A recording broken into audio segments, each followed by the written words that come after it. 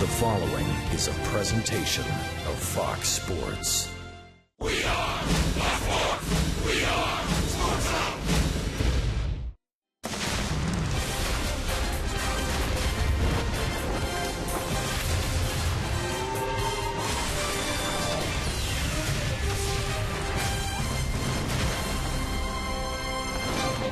It seems like it's been forever since we joined you for a big league ball game here at Turner Field, but after a long three-city road trip, the Braves are back home, and they're welcomed home by the world champion San Francisco Giants. They've won 3 rings in the last 5 years, a true dynasty anchored by Hunter Pence. But Cameron Maybin and company are up to the challenge in Game 1 of the series tonight. We'll see if the Braves can win their second consecutive game and win, or lead, I should say, the season series over the Giants 3-2. Joe and Chip, welcome back to the ballpark. The Giants are here. Pitching, and more pitching will be featured. Let's start with the Braves. Mike Fultonevich gets the ball in Game 1 after a very impressive start against the Orioles last time. He did. He went 6 innings against Baltimore, only gave up 2 runs, and those were on solo homers.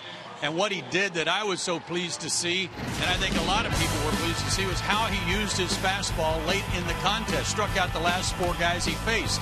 You don't have to tell the San Francisco Giants anything about that. He pitched another really good game out in San Francisco earlier this year. He took a loss, didn't get much run support, but the Giants hitters were talking about how they couldn't pick him up. He only walked 1 and struck out 8. There's the line on the game against Baltimore. He's coming off a great start, and hopefully he'll use that fastball again tonight. And he'll have to. The Giants 15-5 in the last 20 games, and they're doing that without a lot of production from Matt Cain, who's just back from injury. Yeah, just 5 starts for Matt after coming back from Tommy John surgery. He's 2-2, and reports are that his breaking ball has been outstanding. His fastball command has been lacking. Normally he can just pinpoint his fastball. That's been a little bit rough for him on the so far, but he still hasn't walked that many guys. We'll see if it's the same Matt Cain we remember tonight from so many good years. Still no Andrelton Simmons for the Braves in the lineup, but his thumb is feeling better. That is certainly good news. The best news will be getting him back in the lineup for certain. When we come back, Andre Aldridge will update you on Andrelton's condition as the Braves and Giants meet in Game 1 tonight.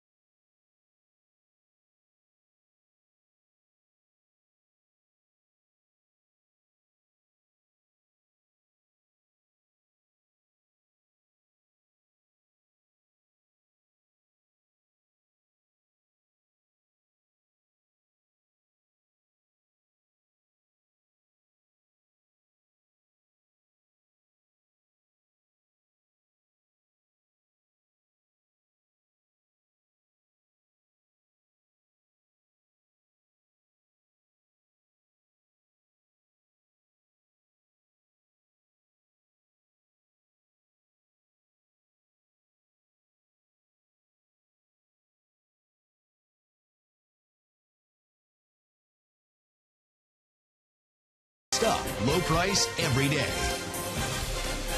Welcome back to Turner Field, where the Braves have won 10 of their last 15 and hope to ride some of that energy into the opener of this 7-game homestand, beginning against the defending champion Giants. Hello again, everyone. I'm Andre Aldridge, where the most scrutinized thumb in all of Braves country belongs to Andrelton Simmons, and for good reason. Saturday night, 10-run ball game. Your club down by 10, but Simba only knows one way to play. That's hard. Goes for the pop-up. Unfortunately, suffers the sprained thumb.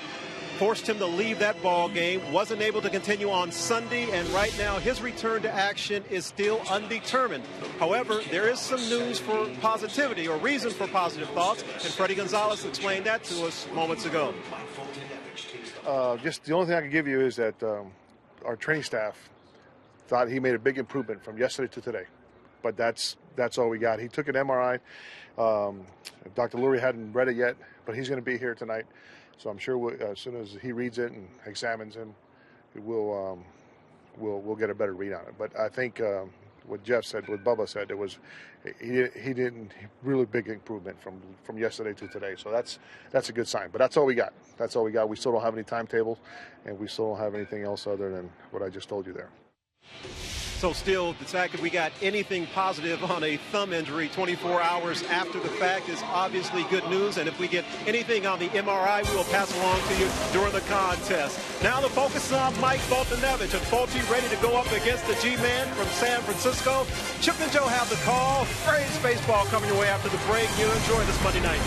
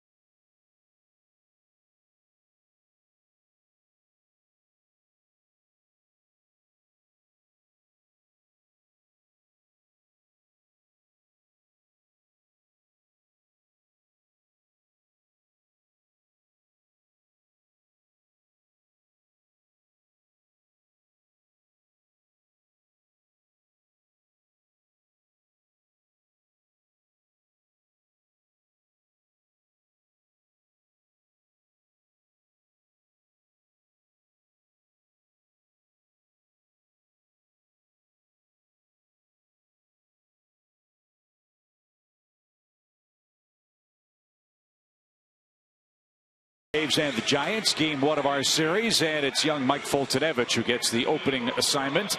And Mike coming off an excellent start against the Orioles in Baltimore. 3-3 on the year, 5.04 ERA, but his homework has been outstanding. 3-1 despite a 5 ERA, 3.10 average. He's had good luck here, picking up some wins.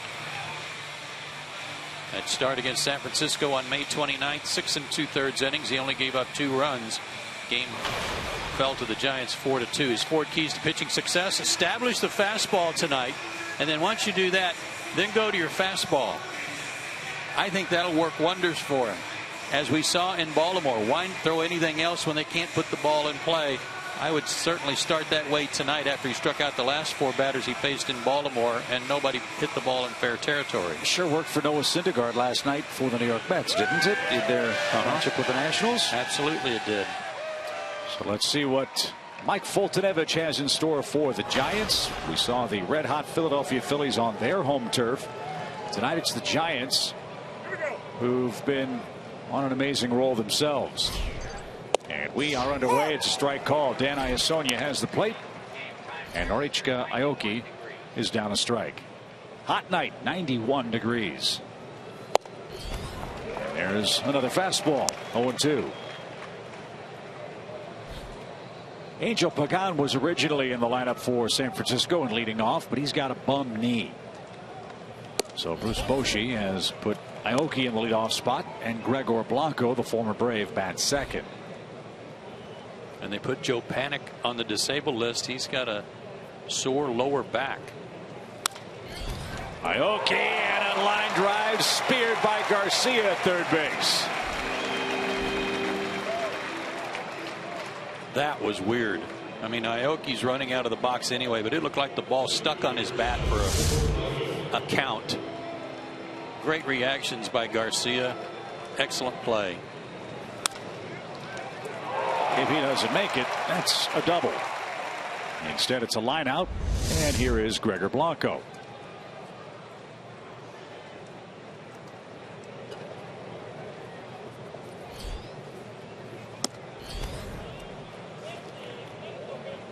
Blanco's played in 82 games. He's batting .296. Good on base percentage, .372. And he's really been a very, very nice piece of the Giants' offensive and defensive puzzle. With all the veteran players they have and all the injuries they've suffered in the outfield, Blanco's been a really, really good, steady performer for them. And he hits this one a mile high to right. Nick Markakis drifts back, and he has plenty of room. And there's the second out.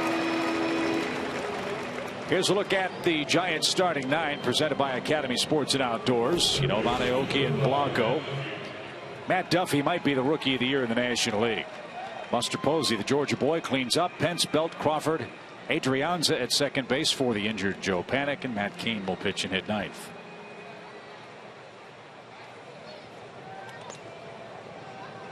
Yeah, this guy Duffy has impressed everyone with his consistency from day one. It was thought that the Giants were looking for a third baseman. I don't think they are anymore. They tried Casey McGee early in the year. That didn't work out. Gave the job to Duffy, and all he's done is step in, hit third, and hit 300 for them. The reason you say, or I say, Duffy's got to be in the rookie of the year conversation. First among rookies in batting average and hits. Second in RBIs and third in runs scored. But he's going to be an easy out, and Fultonevich, fastball after fastball, took care of the Giants in 1-2-3 fashion in the top of the first. Matt Cain's ready to go. So are the Braves. No score.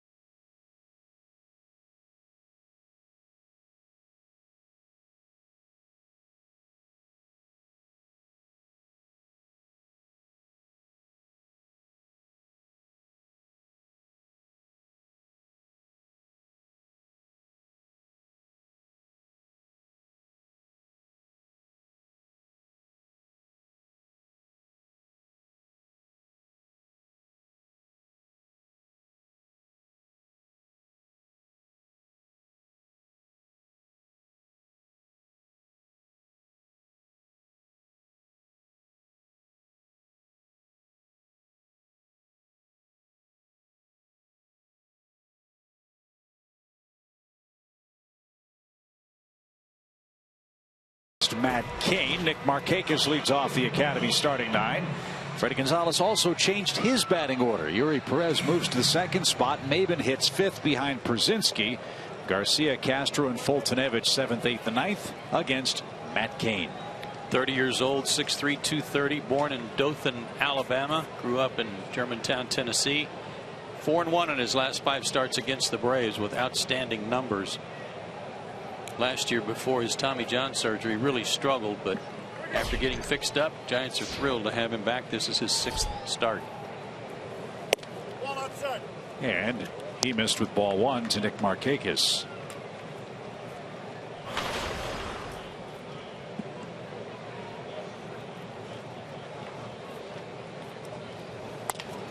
Bouncing ball out towards second. And there's the first down. A ground ball out off the bat of Nick Markakis. Here's a look at the Giants defense. A much different look without Joe Panik at second base. Boy, we really like their shortstop, Brandon Crawford. He is an excellent player. Duffy can really pick it over at third base as well. Got Buster Posey behind the dish too. That's the CPI Security defensive 9 for the Giants. Tied for second. Their defensive unit is for the fewest errors.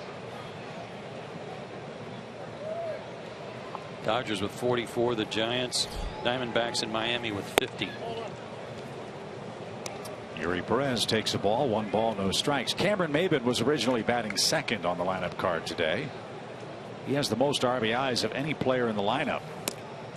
So I assume, Joe, that's why he dropped him to the 5th spot, hoping there'd be men on base in front of him. Well, another thing is Yuri Perez. I mean, Yuri's hit in 4 straight, 6 for his last 12. Had a good road trip, 9 for 25. So his on-base percentage is real good. Why not put him at the top? I guess the real oddity was we got notice of the change about 10 minutes before we came on air tonight.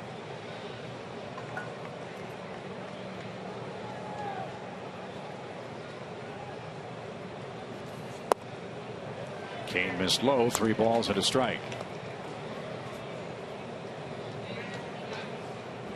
Cain's only issued 1 walk in his last 3 starts, covering 17 innings. Jinxed him. Good boy. 1 on, 1 out for Freddie Freeman. But if there's been something that's slow to come around for Matt Cain, it's been fastball command. As I said earlier, he's usually got pinpoint control to either side of the plate. That has not been easy for him to get back.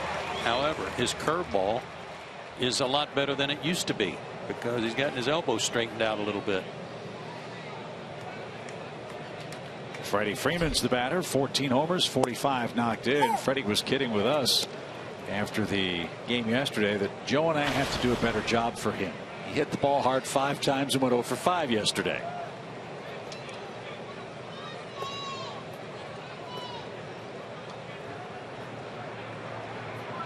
So that's what we're going to do if it's up to us. Yeah.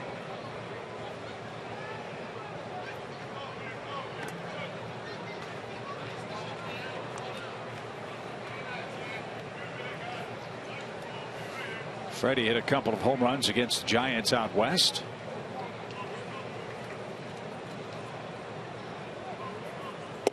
And took high and away. 1 ball, 1 strike. Freddie was 7 for 36 on the road trip, a 194 average, 2 home runs. But let's not forget he missed 30 games with that sore right wrist.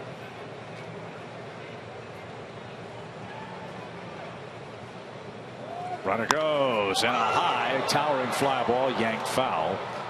And we'll do it again. 1 ball, 2 strikes. That was going to be a good contest. Perez got a good jump, and Buster Posey is almost at 41% in throwing out base stealers, which is outstanding.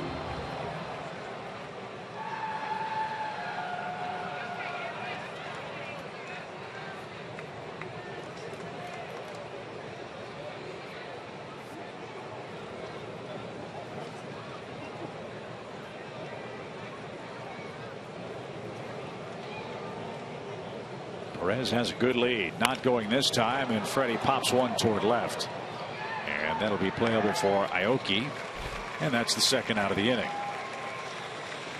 And former Giant A.J. Przinsky stands in.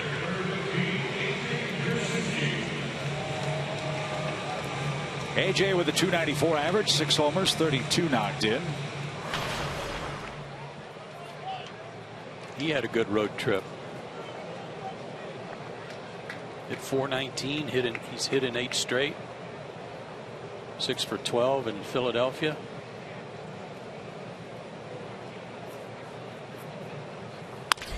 Ground ball. Nice pick. And Belt to the bag. Had to search for the pillow with a foot, but he made the play. And that will take care of Atlanta.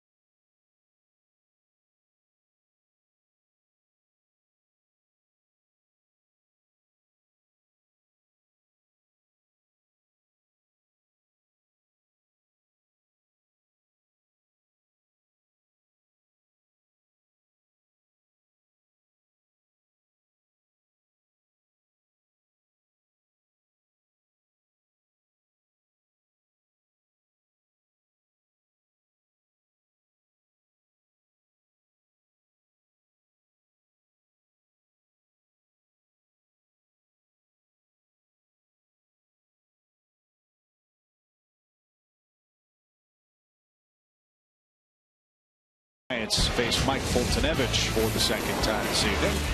Still no Andrelton Simmons, but the thumb is feeling better. That's excellent news. So in Andrelton's place, Daniel Castro will play shortstop. Saw Garcia make a nice play in the first inning at third base.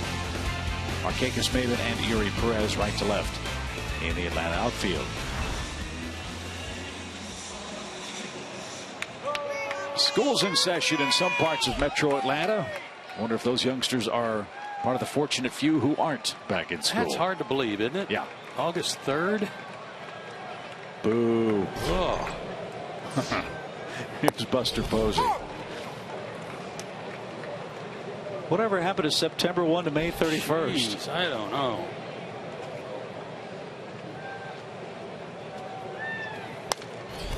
Out straight back by Posey. It's no balls, 2 strikes. I mean, I bet it's even hard to get teachers to come back, you know? Yeah, right. Yeah. You'd think everybody would start in September when it's a little cooler. You don't have to crank the AC up in those big giant school buildings day after day.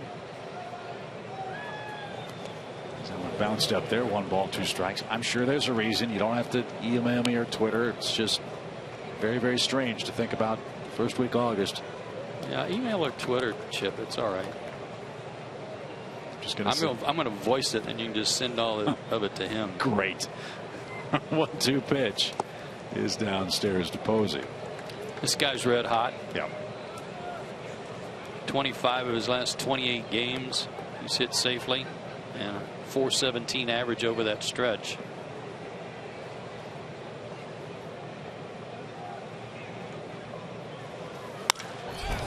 That's a hard hit ball to right, but Markakis will have plenty of room. And Posey's retired.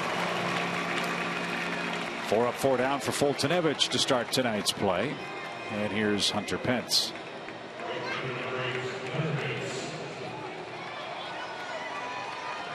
We've talked a lot about how good the Giants are. They're also very streaky. A lot of winning streaks, a lot of losing streaks for San Francisco this year. Much of that predicated on whether or not this man is in Bruce Bochy's lineup. When Hunter Pence plays, San Francisco is well over 500. When he doesn't, they have a losing record. Oh yeah, they're well over 500. They're 27-10 when he's in the lineup.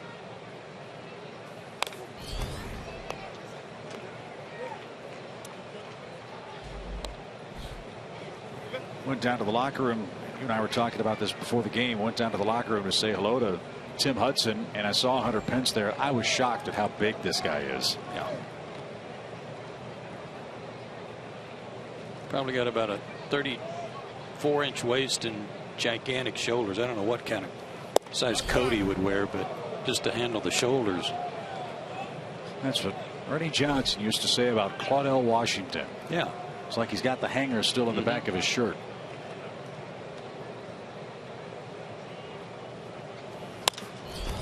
And poked foul out of play. 98 on that pitch from Fulte. 6 homers, 31 RBIs for Pence, a .293 average.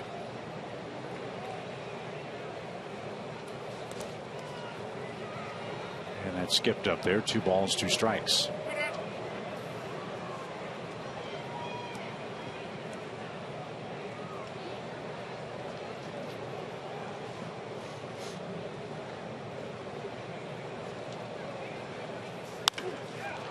Had him off stride, and he still hit it hard toward left. Perez in a step or two. He's got it. Everything in the air off the bats of the Giants so far. And here's Brandon Belt, the San Francisco first baseman. Belt's hit 12 homers. He's knocked in 45. 2 of those homers came against the Braves out west at AT&T Park.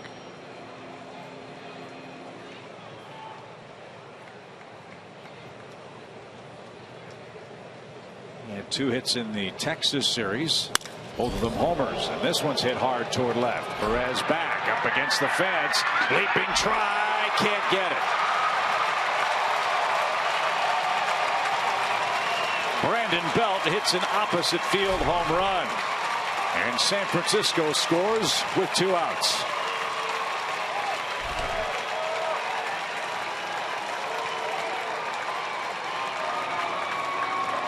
I think Yuri Perez came awfully close to catching this ball. Fastball, good contact,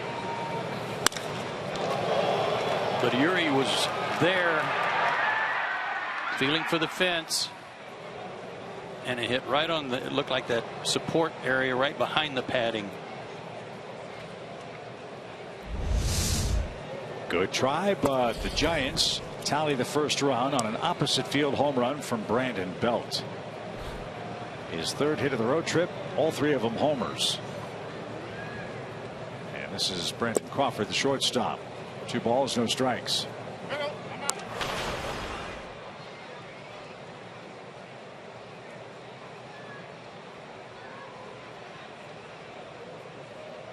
Crawford, a terrific defensive shortstop and an excellent offensive shortstop too. 16 homers, 64 RBIs. He and the Cardinals' Johnny Peralta share the shortstop homer lead in National League play. I like watching him play. Terrific defender.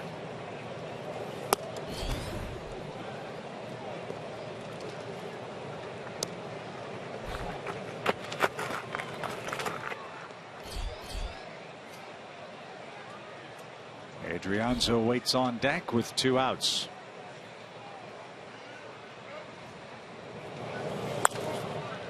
Popped up foul. It's a full count. What wind there is blowing straight out if you gauge it by the stars and stripes up above the video scoreboard.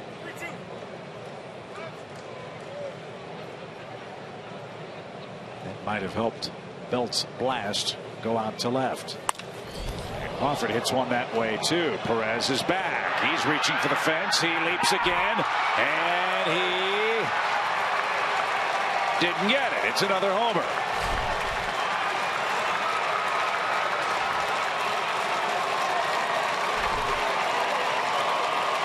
Two opposite field homers. And back to boot. It's 2-0 San Francisco. I thought he caught this one.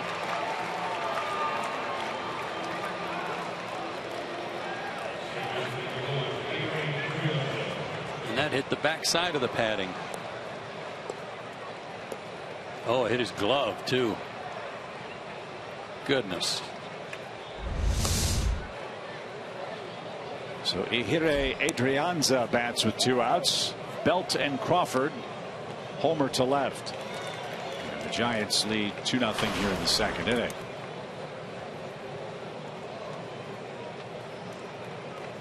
'21st game this year where the Giants have hit 2 or more homers. They're 17-3 in those games.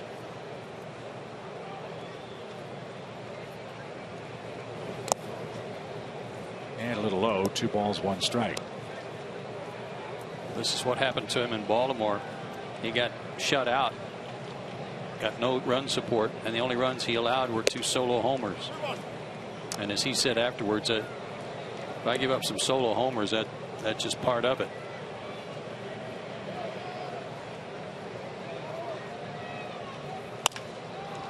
Another shot toward left. And out of play.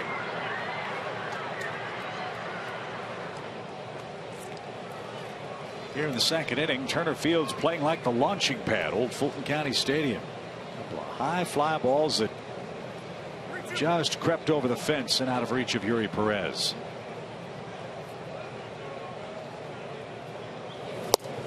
And that's ball 4.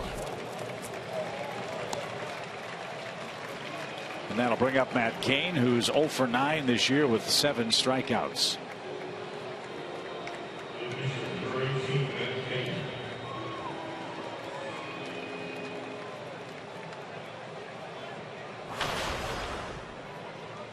And 0 for his last 25 dating back to last season.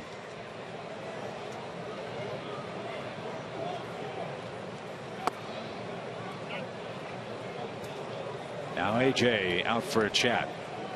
You can almost see the look of disbelief on Fulte's face after that second homer left the ballpark. He hasn't pitched nearly as aggressively since. Walked Adrianza. Now he's quickly behind his opposing pitcher. Despite the fact those balls went out of the ballpark, he can't abandon his fastball. Nobody's turned on him. 2 left-handers with good power squared him up, but don't get away from your fastball.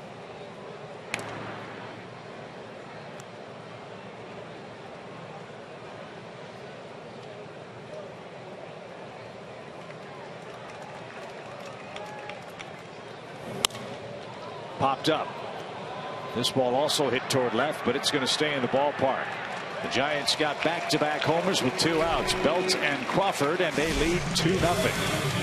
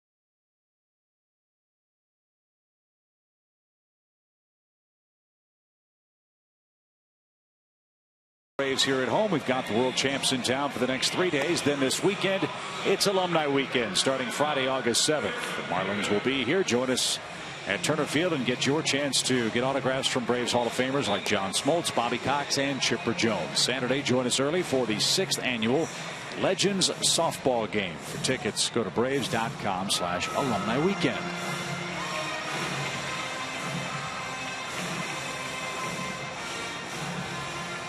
So Matt Cain staked to an early lead, 2-0. In case you didn't check the box scores this morning or the standings in the National League, the Braves picked up some ground in the Eastern Division with their win against the Phillies. Atlanta starts play tonight, 8 games behind the Nationals and the Mets, who swept Washington in a 3-game series and have pulled into a flat-footed tie for the top of the division. All exciting games, too. Lucas Duda went on a Chipper Jones-like tear.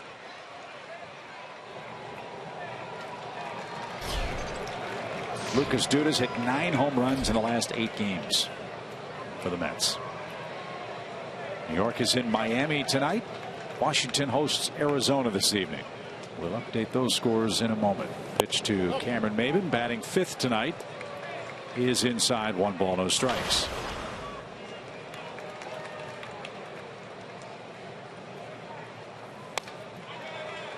And Cameron a little late. It's an even count.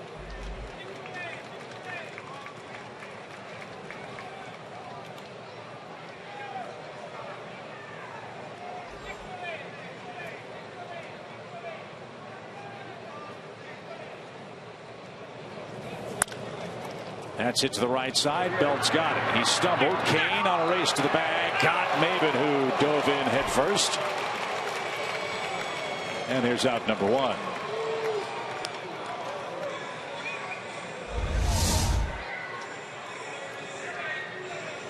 Even with the bobble, or actually it was a stumble, able to get the ball to Cain just in time. Boy, it looked like Cameron had his helmet fly up, hit him in the face. Oh, just missed him. Good.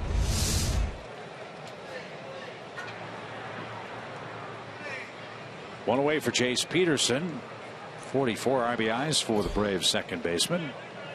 He had an excellent series out west. 7 hits and 17 tries, including a big bases loaded double. It helped the Braves come back and win game 4 of that set. 7-5 was the final.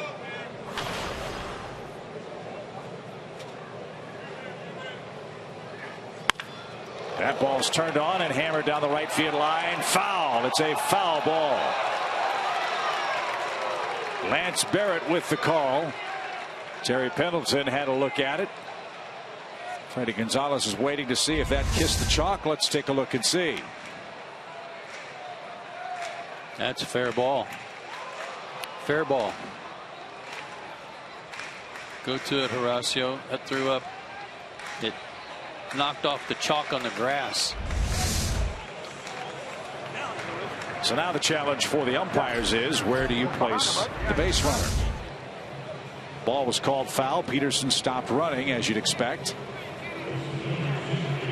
See how the mark of the ball is actually on the paint. Mm-hmm.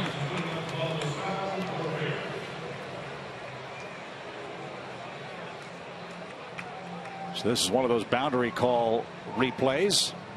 And the fans seeing the same replay you just saw at home.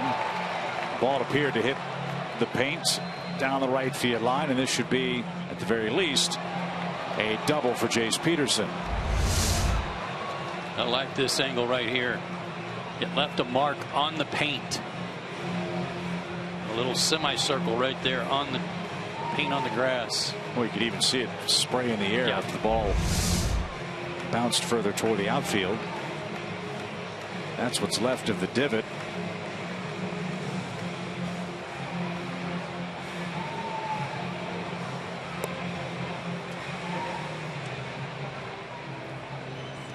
So Dale Scott and Lance Barrett don the headsets, and they'll get the verdict from New York.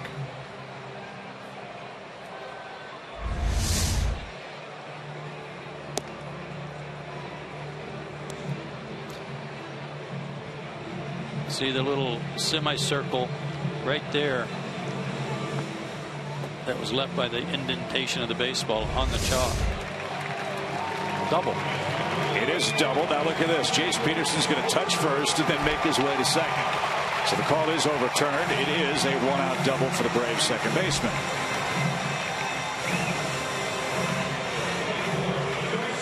I'm not sure, but I think that's the first time we've had one of those types of calls. To place the runner? Yes. Yeah. And I can remember. I think you're right. And now all of a sudden it's raining. Where'd this come from?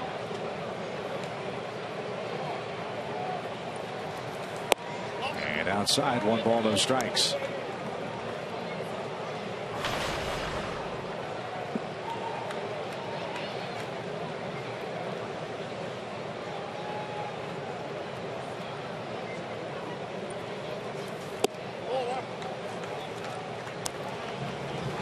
I wonder if baseball would consider using the Cyclops technology that they use during the tennis tournaments. I think it would be a great idea. Why not?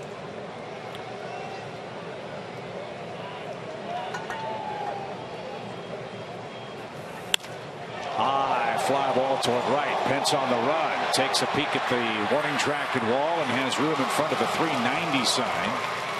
Peterson tags and moves to third, but now there are 2 out, and the 8th place hitter Castro is coming up.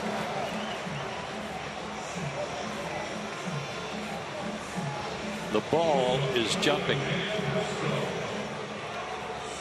2 opposite field homers by left-handed hitters already tonight for the Giants, and that ball carried a long way.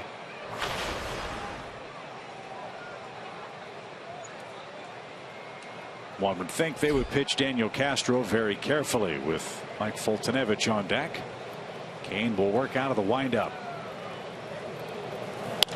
And a drive down the left field line is fouled out of play. I was just going to say, Daniel kind of strikes you as the choir boy, and doesn't look like he's got a lot of power, but he does. He's got some pop. He's got a quick bat. They may not know a whole lot about him, but he certainly could make this a 2-1 game real quick.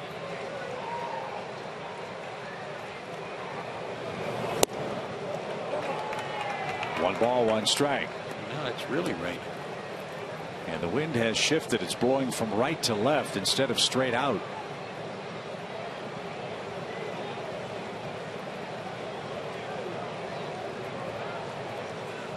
Just a pop-up shower over Metro Atlanta right now, it appears.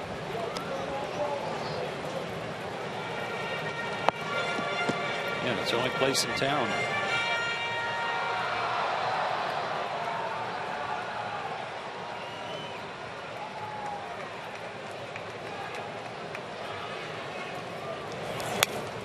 Good swing. Back.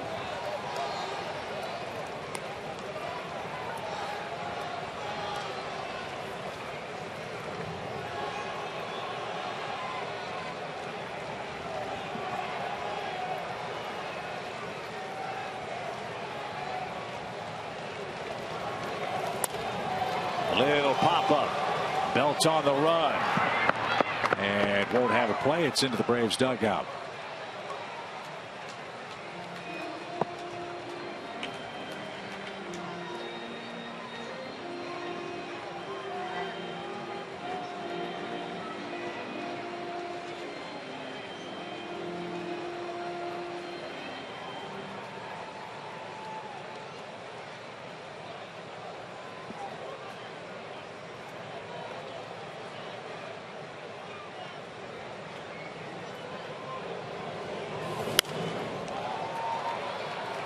Into the seats again. 1 ball, 2 strikes. Arizona leads Washington 1-0 in the 4th inning. The Mets lead Miami 3-0 in the 2nd down at Marlins Park.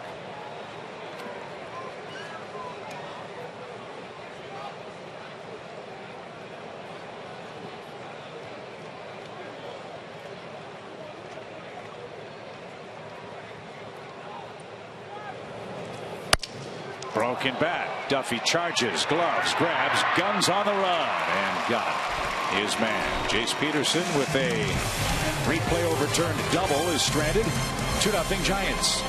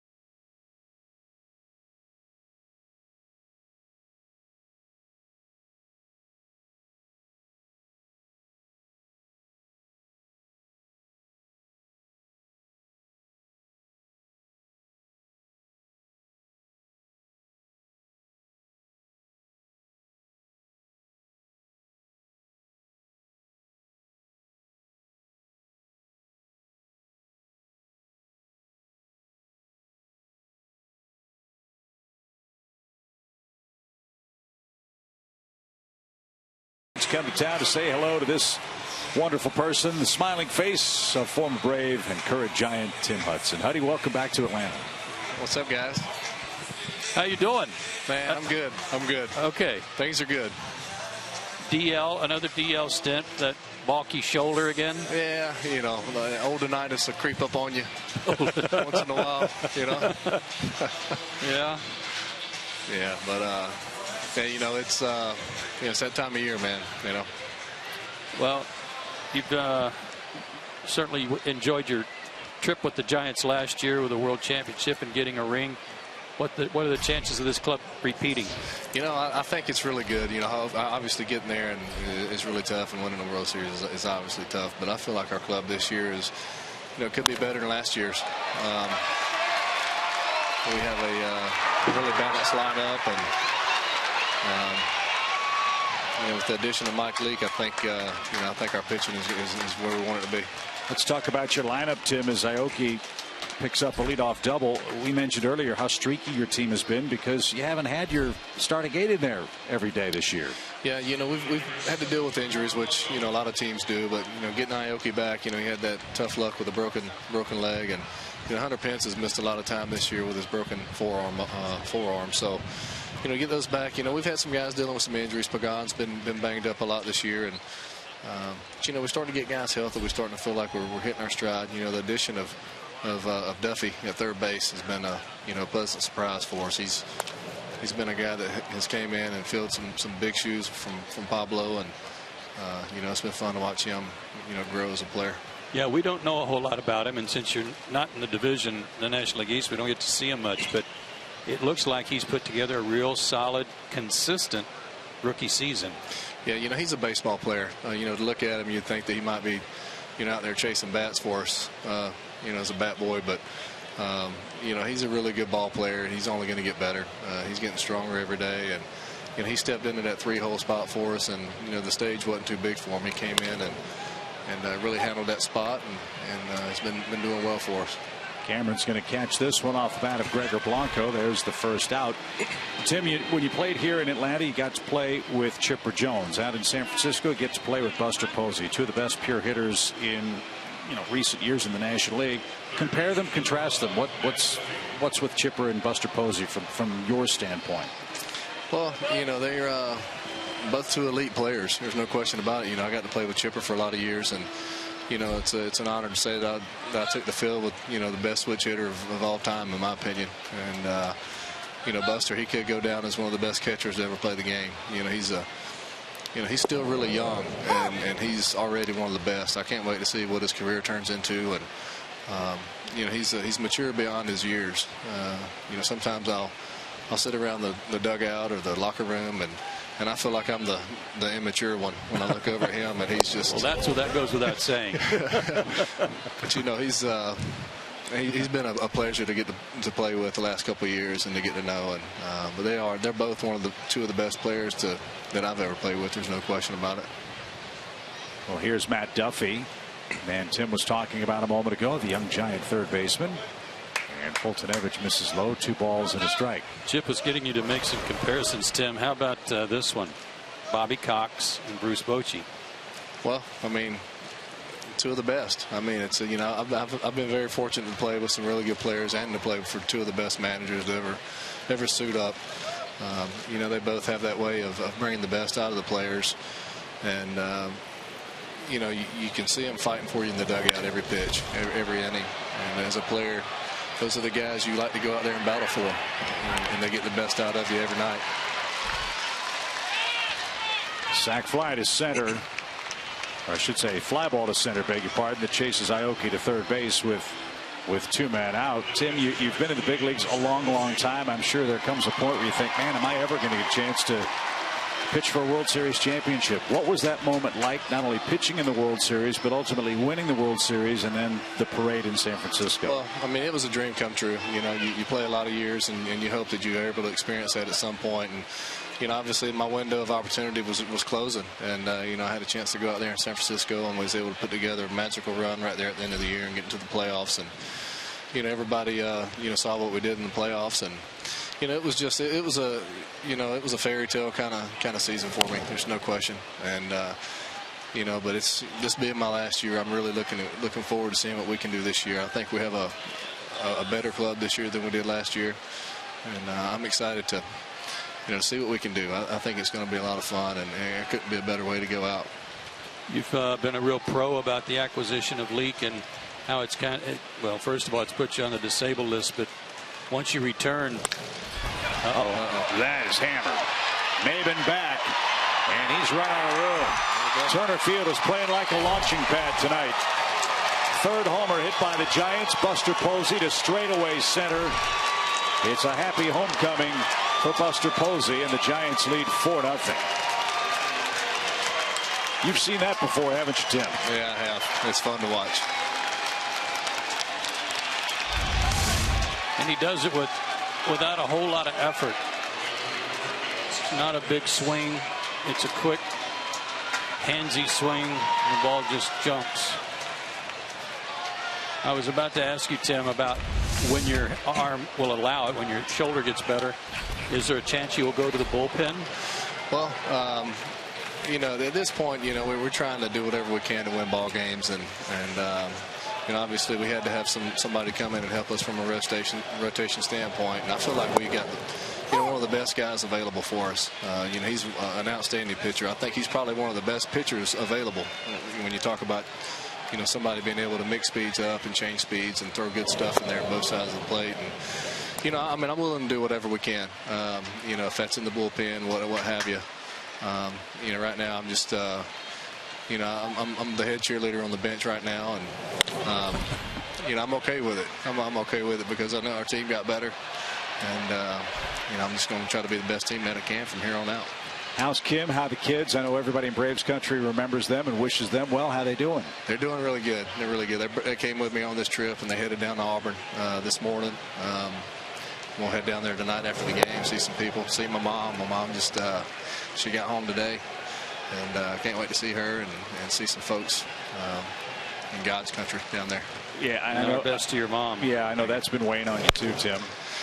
Yeah, but everything's going great, man. We've been really blessed on that side. Well, we've been blessed to know you. We've been blessed to watch you pitch, and we've been blessed to know your family, Tim. We miss you here in Braves country. Wish you and the family all the best. And you know how hard it is for me to say this. War Eagle. War Eagle, baby.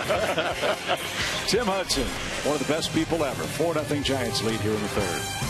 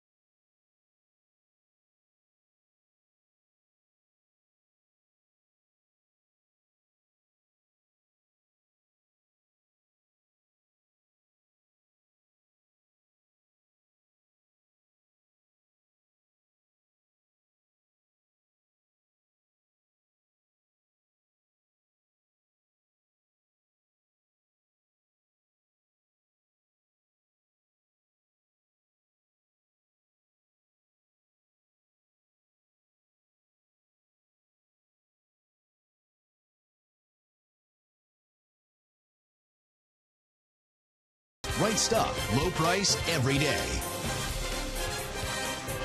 The Giants have played long ball tonight. They've hit 3 homers. They lead 4-0, bottom of the third inning. And for the Braves, Fultonevich, Markakis, and Yuri Perez are coming up. Buster Posey back in Atlanta at Turner Field. A 2-run homer to straightaway center. Something really amazing about the Giants offense.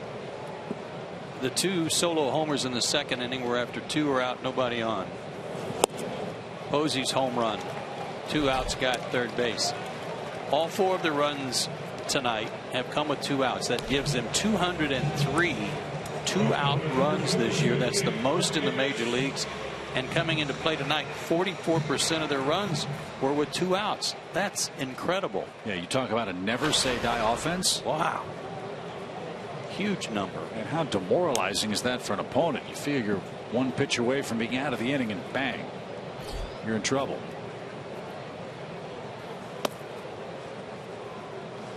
So Nick Markakis, one of the Braves' hot hitters. Our Georgia Lottery hitting the jackpot feature. Faces Kane for the second time. Nick grounded out in the opening inning.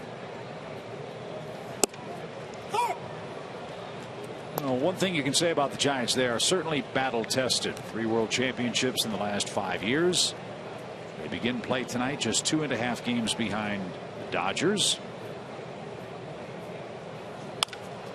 As that one's fouled to left. Yeah, they've been through this before. And as important as having some veterans on your club who have done it is your manager and coaching staff who know what it takes too.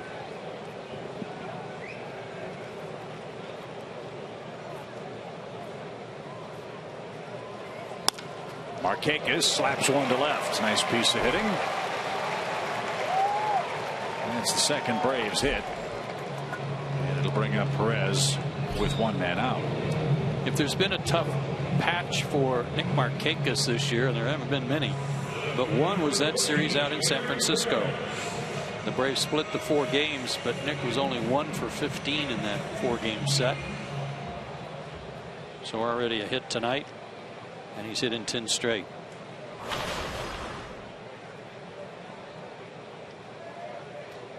Let's see if Perez can chase him along here with 1 out. Didn't mean to, and it's back to the mound. Kane's going to load up and get the forced second.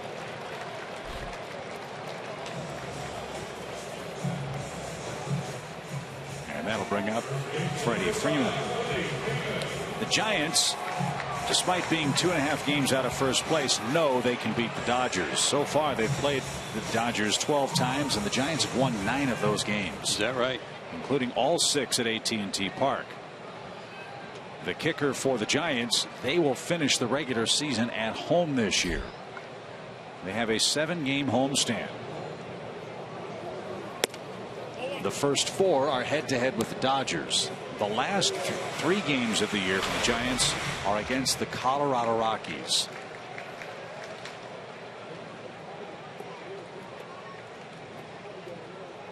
Here's Tim Lincecum in the hoodie on the bench. He's been hurt. He's got a contusion on his forearm that's put him on the disabled list.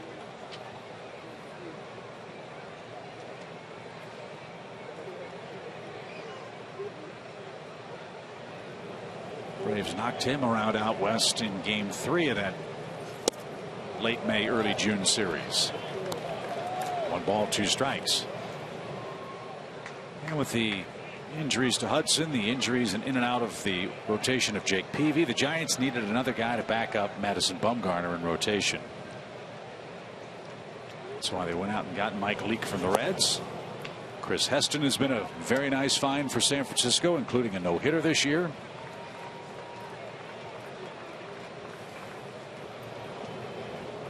It's kind of hard to say that Madison Bumgarner with 11 wins has not been exactly himself this year, but a 3.39 ERA would tell you that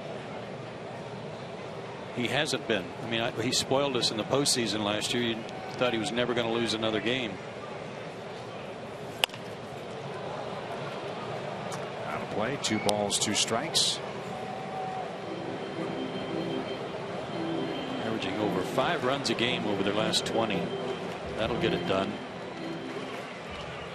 And a lockdown bullpen too. Yep. Even if their starting staff has a bad day, their bullpen seldom does. And relief corps, a 1.26 ERA since the 10th of July.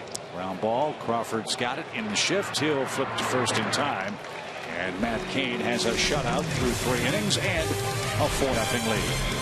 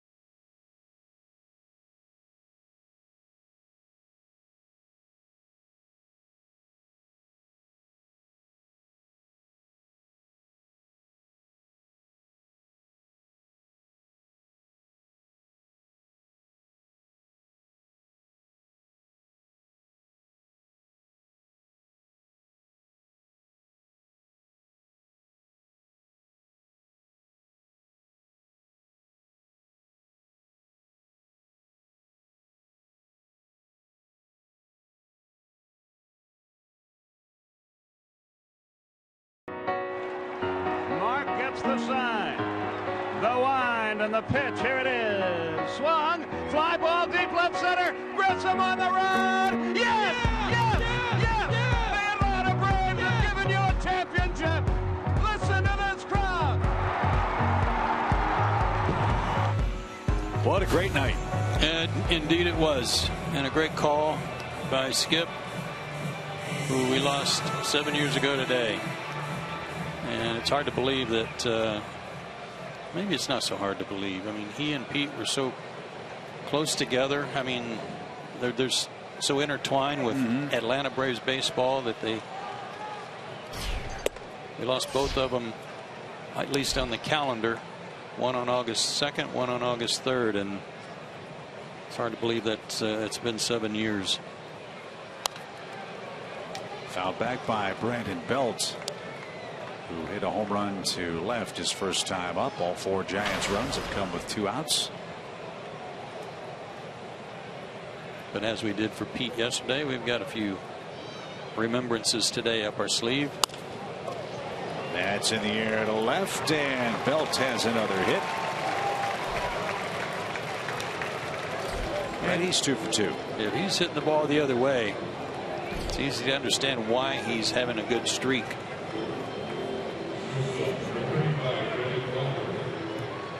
As we showed you, hitting over 300 over an extended stretch for the Giants, 30 games. They'll bring up Crawford. He homered his first time up.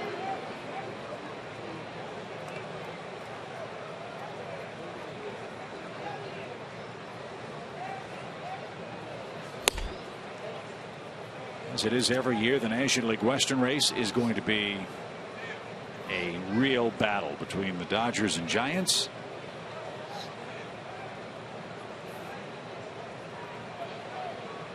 One ball, no strikes. And out of play foul. The Dodgers have a lot of big names. The Hollywood Glitz, Dodger Stadium, and on and on. Bruce Bochy's ball club, very workmanlike in the way that they play the game. And they've had the last laugh. Again, 3 titles in 5 years. Yeah, everybody wrote them off at the beginning of this season because it was an odd numbered year. They've won in 10, 12, and 14. But even after a bit of a slow start, I know I wasn't quick to write them off because I know how good they are. I just didn't know if the Dodgers would let them. Fly ball deep left again. Crawford has hit a home run again in almost the exact same spot.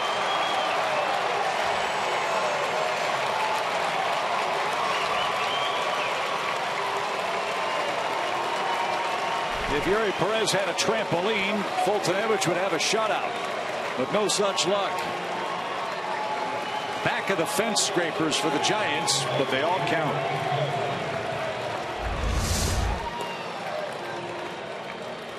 Belt high fastball away. They keep hitting the ball where it's pitched. How dare they do that?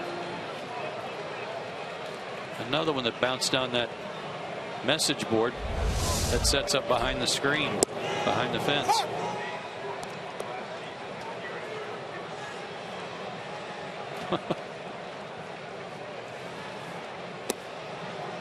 Did I hear that right? His first multi-homer game since Crawford was last at Turner Field? Yes.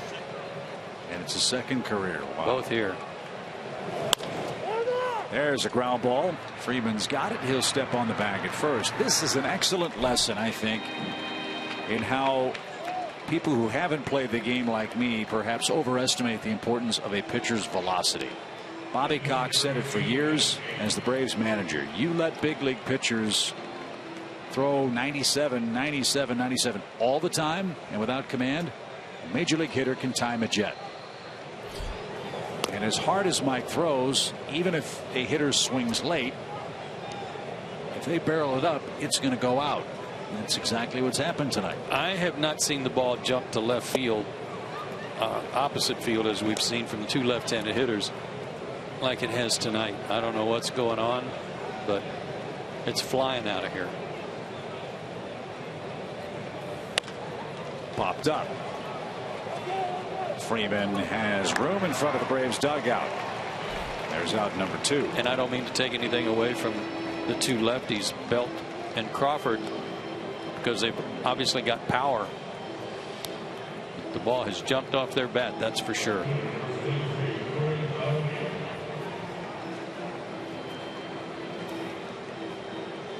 Four home runs for San Francisco, and we're only in the 4th inning.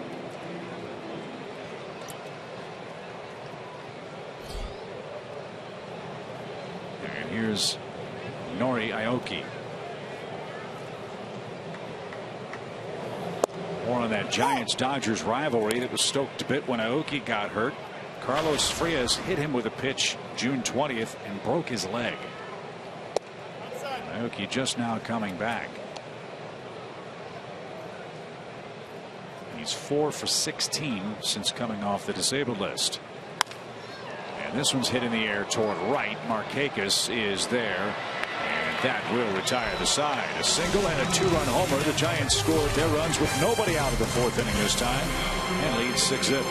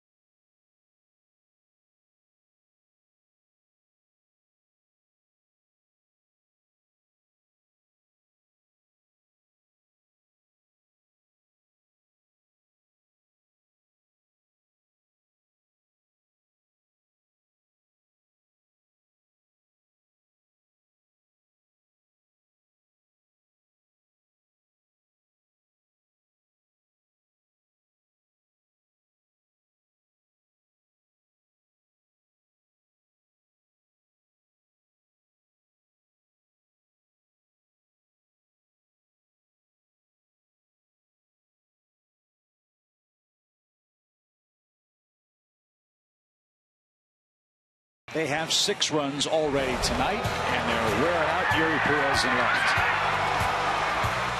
That jump just missed. This one actually hit his glove. And then then the third one bounced off the back of the scoreboard.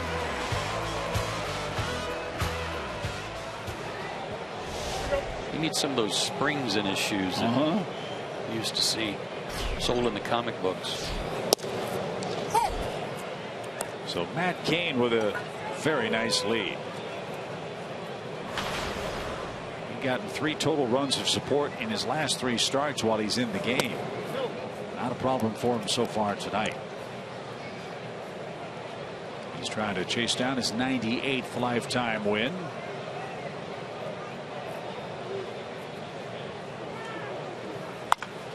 And he'll serve up a leadoff single to A.J. Przinsky. So there's a start for the Braves. A.J. now with a 9-game hitting streak. He's 1 for 2 for Cameron Maybin.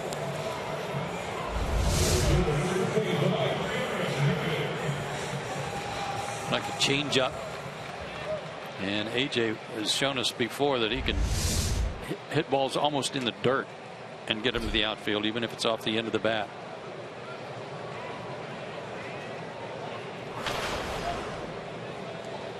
Six ground ball outs for Cain so far tonight, including a bouncing ball to first by Cameron Maybin.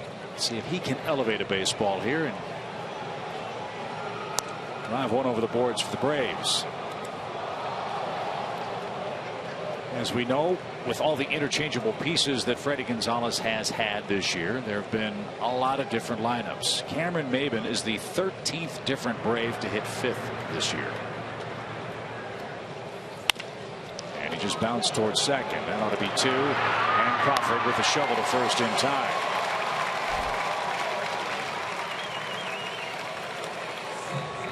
Not sure if A.J. ever got to the second base bag. 2 outs.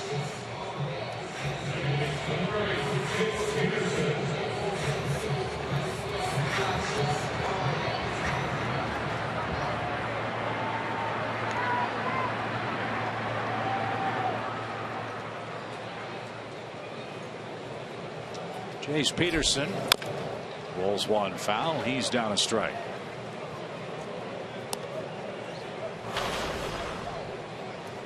Chase hit a line drive down the right field line that was originally ruled foul. Braves challenged the call, and on replay, the ball hit the foul line. And Peterson was awarded second base by the umpires on the play. And that's his 18th double of the year.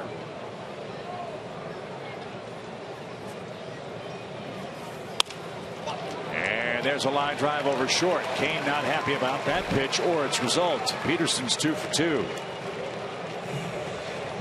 Watched Jace take batting practice today, and Eddie Perez was throwing to him and really trying to pitch him away to make him hit the ball the other way, and he was doing a great job of it. This one was actually in the middle, maybe even inner third of the plate, but he was thinking about the middle of the diamond, maybe even left center, and it paid off for him.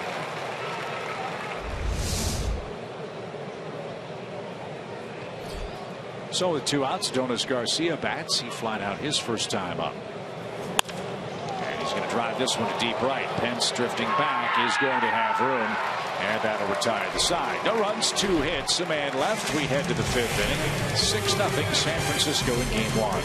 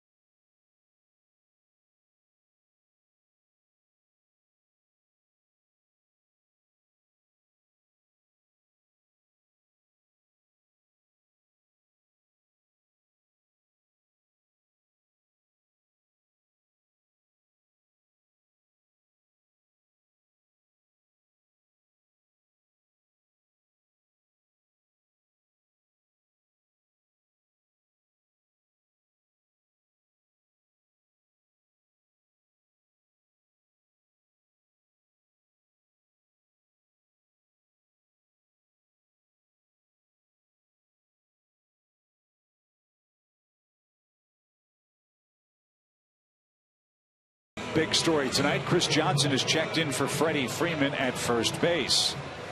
Freddie got a couple of at-bats. He's flied to left and grounded out to short into the infield shift. So Freeman's out of the game after 4 innings tonight.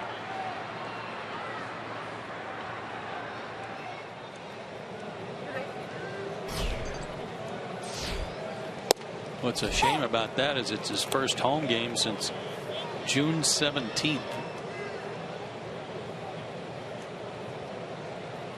And usually when the athletic trainer is talking to the manager in hushed tones, that's something about which to be concerned. Yeah. What exactly that is, we don't know, other than Freddie did miss 30 games with a sore right wrist. And back out of play by Gregor Blanco. 1 ball, 2 strikes. Gregor Blanco came up through the Braves system and learned how to play the game the right way. Played under Bobby Cox. But he was talking to Eddie Perez when the team was out in San Francisco earlier this year. And he said it wasn't until I got away from Atlanta that I realized that despite the fact that maybe I was trying to do things my own way, the Braves did things the right way. And it took me to get away from Atlanta to figure that out and recognize it. He took a shot at left field, but that one's going to stay in the park. Blanco's retired for out number 1. And I was talking to Mike Krukow, one of their announcers, earlier today before the game, and he said every player we've ever gotten from Atlanta that had come up through the Atlanta system has always been solid and knows how to play the game right.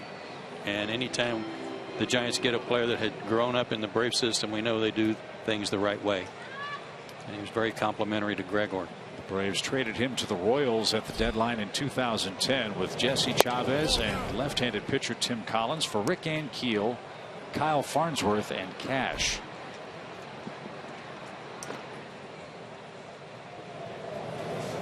Gregor then was signed by the Giants to a minor league contract after the 2011 season.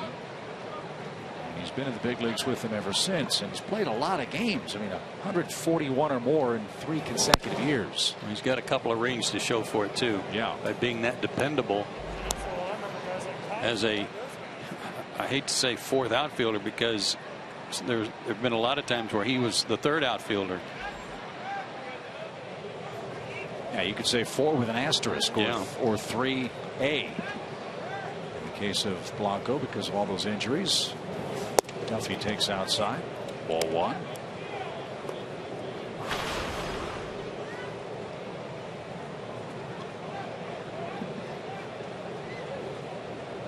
Six runs on 6 hits for the Giants, and a bounding ball foul by Duffy. It's now 3-2.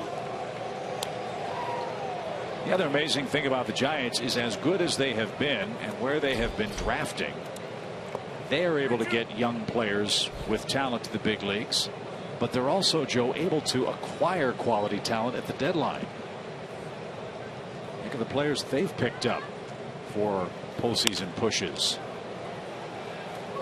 Pop fly, that's headed for foul ground. Peterson slides up against the fence and lands on top of that scoreboard there. No harm, and foul ball. 3-2. Hunter Pence is one of those. I mean, he almost single-handedly willed them into the World Series in 2012.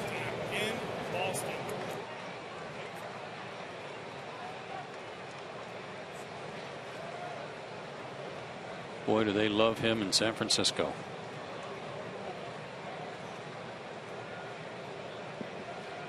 Three balls, 2 strikes.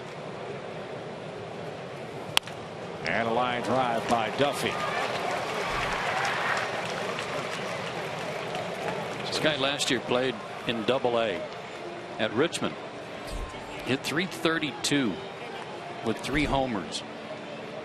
5 homers was the most he had ever hit in the minor leagues in any one season.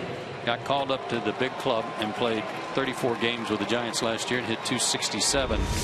And this year he's hitting .300, and he's already hit 9 homers in the big leagues. 6'2", 170 out of Long Beach State. Double play ball for Posey. There's 1, and there's 2. And there's the end of inning number 5 for San Francisco. 8-9-1 up for the Braves, down 6-0.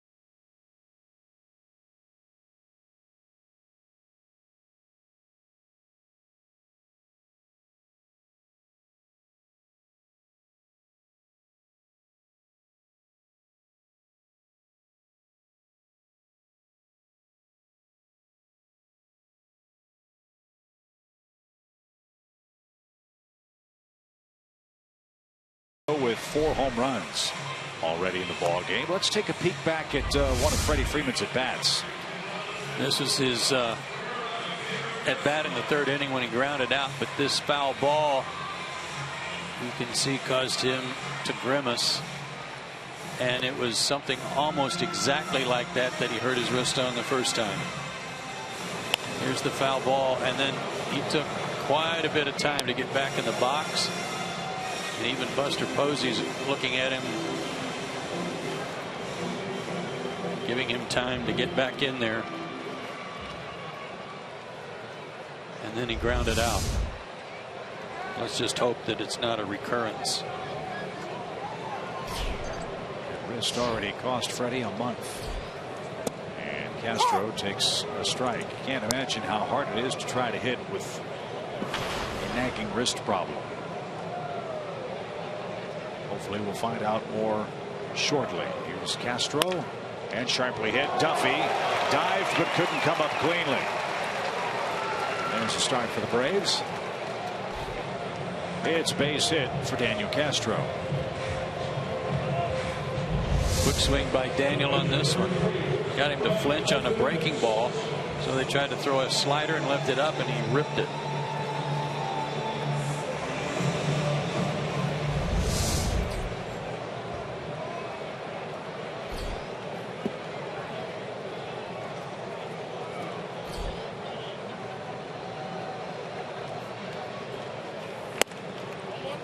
Took high, 1 ball, no strikes. Home run ball is a problem in Washington tonight.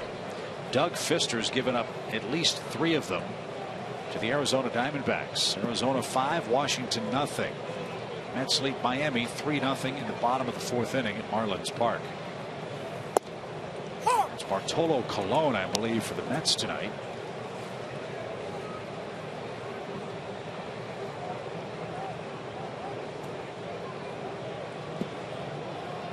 Scores hold, the Mets would take over first place on them by themselves. 1-1. 2 balls and a strike.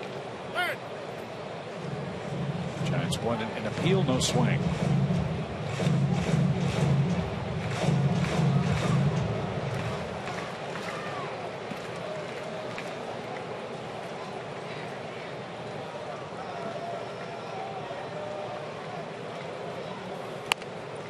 Bunted hard toward Belt. He's going to throw a rocket to second for 1. On to first in time. Brandon Belt is having a great game, and he showed off the glove work and a strong arm. Fultonevich bunts into double play, 2 outs. One of the benefits of having a left-handed first baseman is that play right there, where all he's got to do is skip and throw. He doesn't have to turn his body.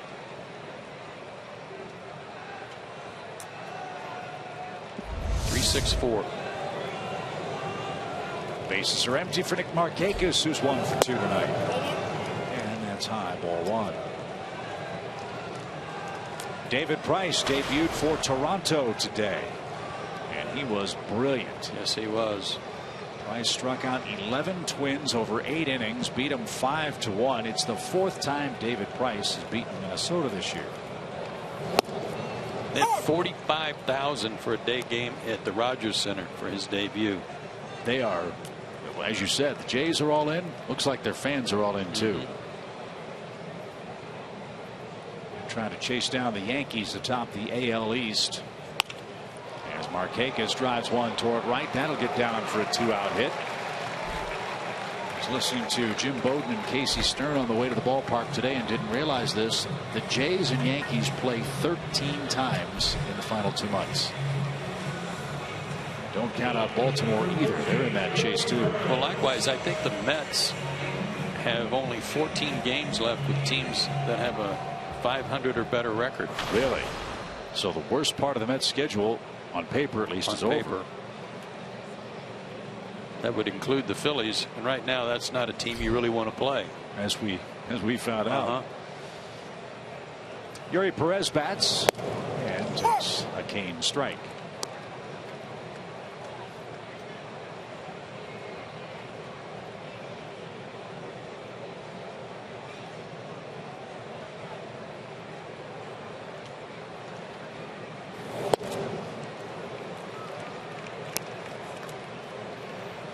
Last 5 games for Matt Cain against the Braves. He's 4-1 with a 182 earned run average. But he's only made 1 appearance against Atlanta in the last 4 years. He's up to his old tricks here tonight. Of course, a 6-run cushion will help any pitcher. And a pop up right side. Belt will give a short chase and no play. It's in the seats. Well, he's in good shape. His arm obviously feels better because he's in the low 90s with his fastball. The one thing they were telling me today, Mike Krukow was telling me, was that before his surgery, his right arm was crooked. I mean, he couldn't straighten his arm out because of his elbow problems.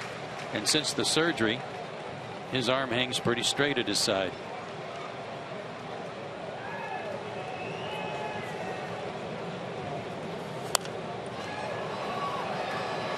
So think about that.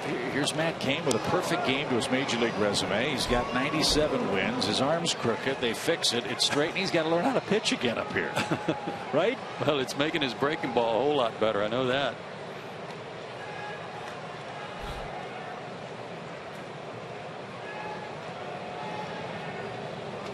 Buster Posey wants the inning to end right here. 0-2.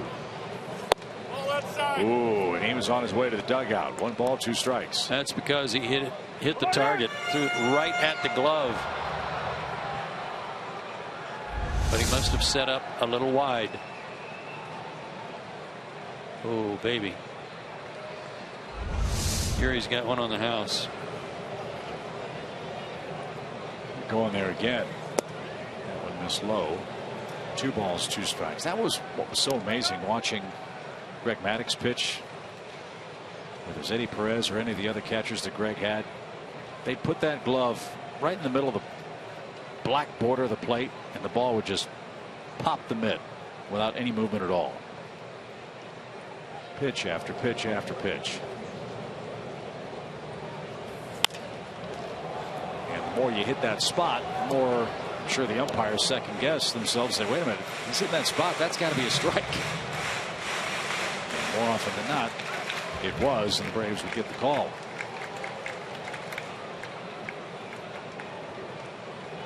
A lot of major league hitters disputed that.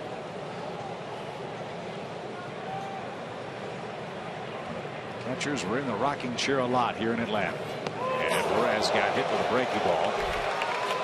Cain had him down 0-2, lost him, and now 2 are on for Chris Johnson, who will make his first appearance at the plate tonight.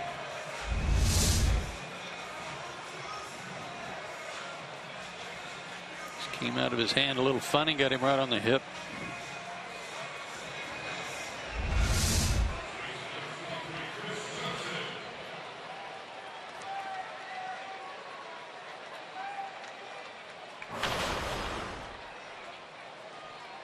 See what kind of history Chris Johnson has with Kane. He's seen him 7 times. He's got a hit, and that hit was a double.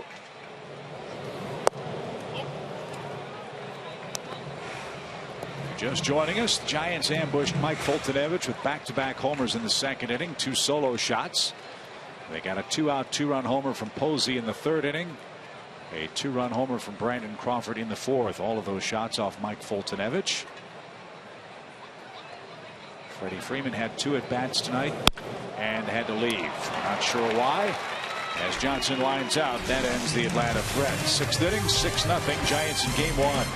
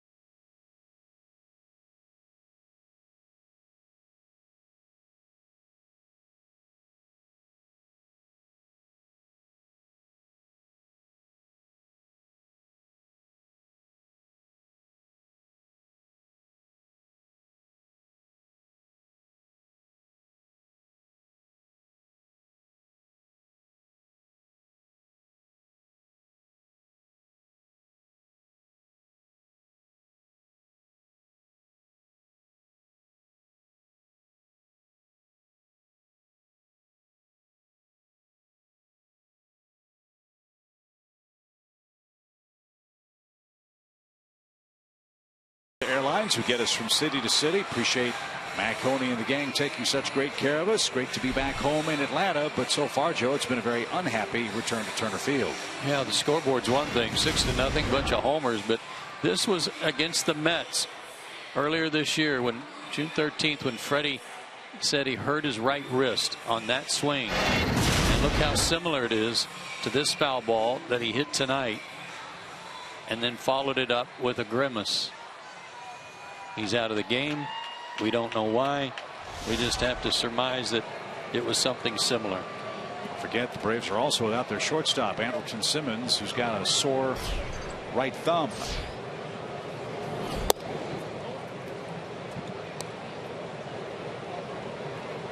We saw how dramatically the Braves offense dropped off without Freddie Freeman.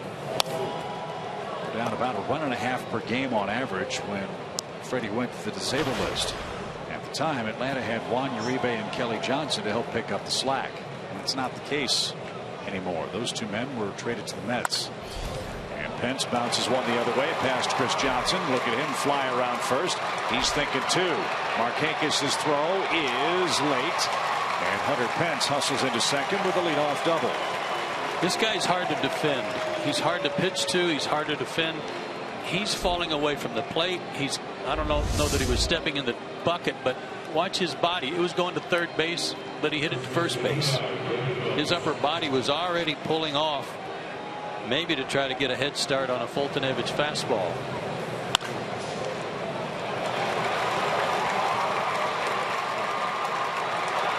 So 8 hits for the Giants, and Brandon Belt is the batter. Belt's hit 3 home runs against the Braves this year. He has 13 all season. Yeah, 3 in 5 games. His career high is 17 homers, set in 2013. Figures to fly by that. And didn't get it. 1 ball, 1 strike. Belt, I'm sure, enjoyed playing in Arlington, Texas. Lives in Lufkin, Texas in the offseason. He's a Longhorn. Vince from Texas too. He went to the University of Texas at Arlington. Told the story several times. Braves know all about Brandon Belt. He was originally selected by the Braves in the 11th round 8 years ago. But Belt opted to go to college. 1 ball, 2 strikes. And that one served the other way and into shallow left for a hit. And Pence will scramble to third base. And they're at the corners with nobody out. Well, you know you're living right when that one goes in.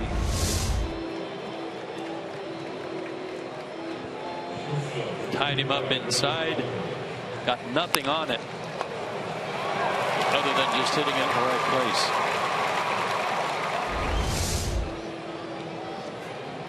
place. So Brandon Crawford with 14 RBIs in the last 15 Giants games is 2 for 2, 2 homers and 3 knocked in already this evening. He's taken over the National League shortstop home run lead over Johnny Peralta of the Cardinals.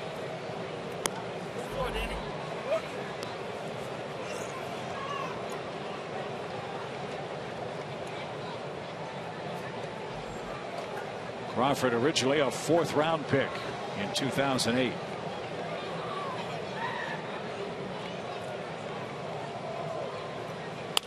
And a line drive to short. Throw back to first is going to be late.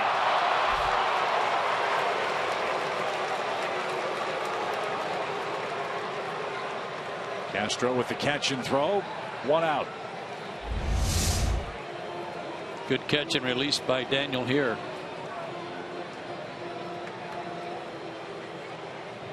Everything was good except Belt got back in time.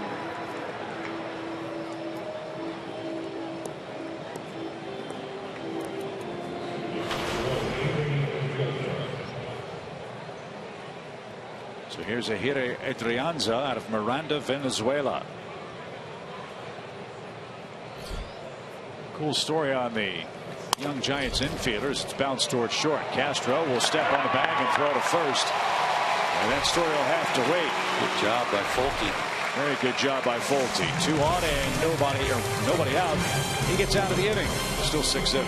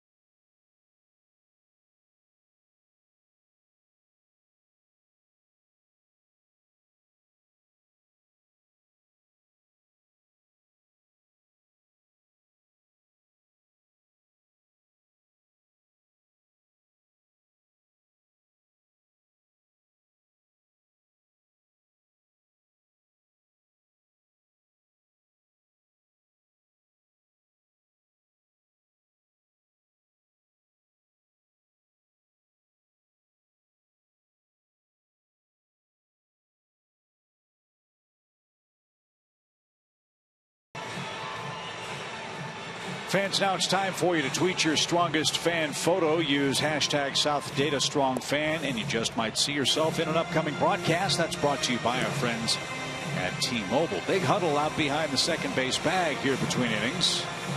Braves athletic trainer Jim Lovell is out talking with, looks like C.B. Buckner, tonight's second base umpire.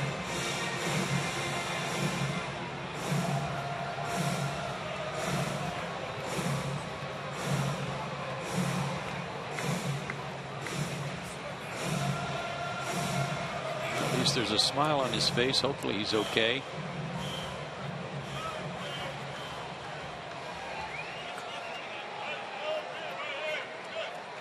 We'll keep an eye on him. Home sixth, A.J. Pierzynski, Cameron Maybin, and Jace Peterson are coming up. Ball outside. And ball outside. The Braves catcher.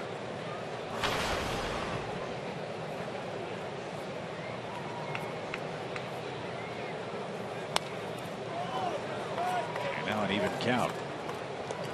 A.J. extended his batting streak to 9 consecutive games. He had a 4th inning single.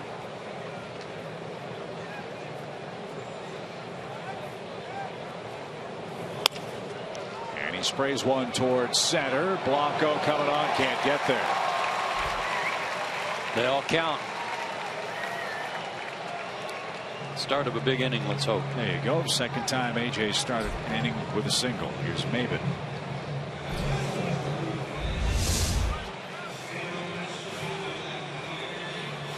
Got it around the brand and a Ric Flair to center.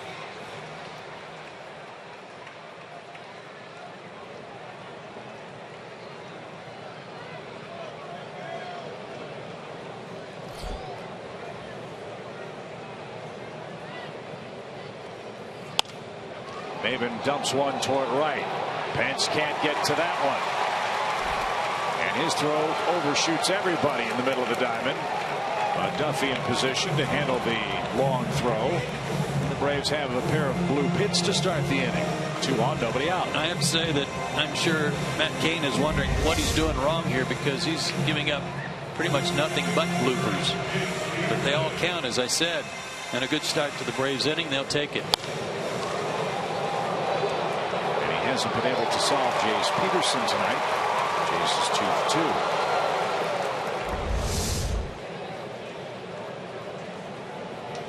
Wind has died down for the most part. I mean, the gentlest of breezes blowing out. And Jace hits one high in the air toward right. Pence looking for it, can't find it. And that ball is gone. Jace Peterson, a 3-run homer.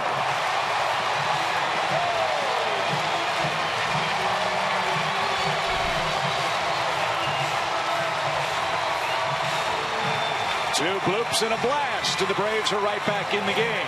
Boy, exactly right. Second in as many days for Jace, another 3-run shot. And for Hunter Pence, it is that time of night where it's hard to pick the ball up, but it's hard to see him when they go in the seats. I think a lot of this has to do with Jace's approach in batting practice the last couple of days, but especially today. And the ball, as we saw earlier tonight, really carrying. 5th homer for Peterson. He's a triple away from the cycle tonight. And it's now a 3-run game.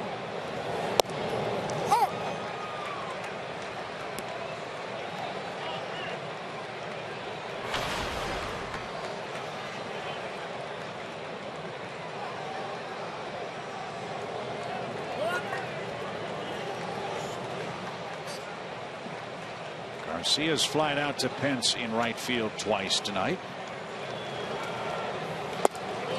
And looks low. 2 balls and a strike.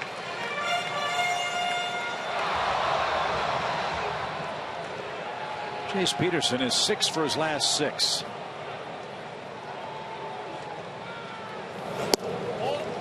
Leading back to the last 3 at bats in Philadelphia, and the streak started with a bunt single. 6 for his last 6, so a double and 2 homers.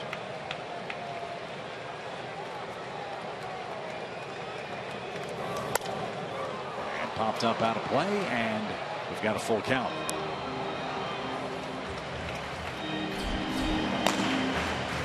Action begins in the Giants bullpen. George Cantos ready. Adonis has hit the ball hard twice to right tonight and deep. He hits this one to right, and that's a fair ball headed for the corner. Adonis around first, on his way to second. Pence digs it out, and the Braves have 4 consecutive hits against Matt Cain. My partner called for a big inning. The Braves are giving him one here. And Dave Righetti's on the bullpen phone.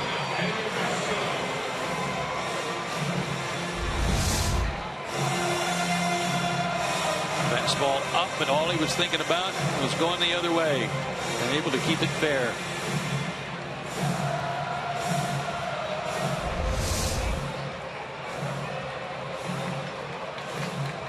And now Bruce Bochy very slowly makes his way out to the center of the diamond. You've got Castro next. Johnny Gomes has grabbed the bat. He's in the on-deck circle. And at 80 pitches, that's going to be the end of the line for Matt Cain. He was terrific through 5, but a big inning brewing for the Braves. He's allowed 3 runs, 4 hits, and nobody's out.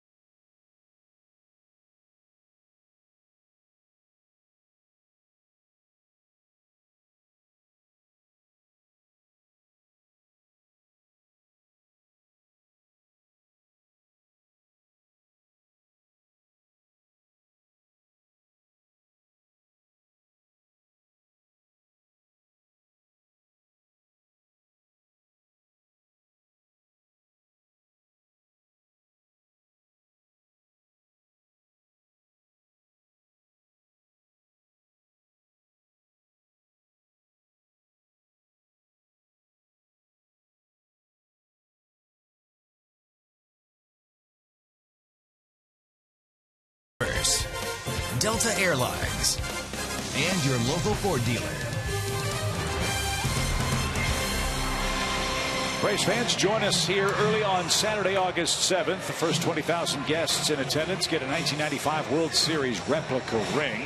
Be sure to catch the 1995 team take on the alumni legends in the 6th annual softball game before the Braves take on the Marlins. For tickets, visit Braves.com/1995. Yeah, let's take that thing out. Okay. I mean, I was amazed. But he's going to get the ring, comes in the box, right? Yep. So here's what you get. I mean, it is an exact replica, and it's not one of those big paperweights. I mean, it's a real 95 replica World Championship ring. Pretty snazzy, huh? Look at the bling. It's got a lot of sparkle farkle on it. Yes, it does. People. Oh, well, it's because Allie's here. Exactly right. That's a great giveaway. George Contos has stranded 27 of 29 inherited runners this year. Take a look at that ERA. That's the lowest percentage of inherited runners to score in the major leagues. Man, their relief corps is really good. Not just Contos. No balls at a strike. A shot to first. Belt's got it. No throw to second. There's the first out, and Johnny Gomes will come on up. In keeping with the fact that he doesn't give up any inherited runners, you would expect the number against him with runners in scoring position to be low. Well, it is. Runner at second base right here. They are 5 for 60 now against him with runners in scoring position. As we told you, their bullpen since July 10th, a 1.26 ERA. They've stranded 88% of all base runners. And the Giants team has only 5 blown saves all year from their relief pitchers. Braves got 3 off Cain. They'd love to add a 4th or more with Johnny Gomes. Takes a ball outside.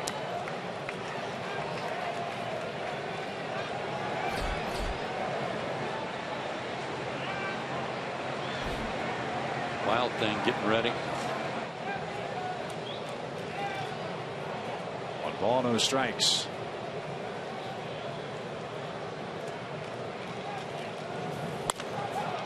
Popped up. And that's playable in left. Aoki is underneath and has it. And there's out number 2. So Canto's doing to the Braves here what the Giants bullpen's done to the rest of the National League since July 10th. 2 quick outs. Yeah, best ERA in baseball, not just the National League. Walks and hits to innings pitched. And home runs allowed. Zippo. So Fultonevich done. 6 innings, 6 runs, 9 hits, 4 homers, 1 walk, no strikeouts. That's quite a switch.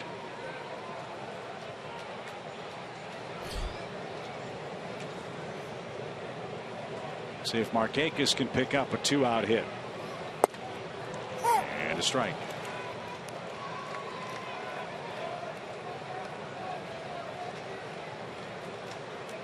Pitcher spot is due first for San Francisco in the 7th inning.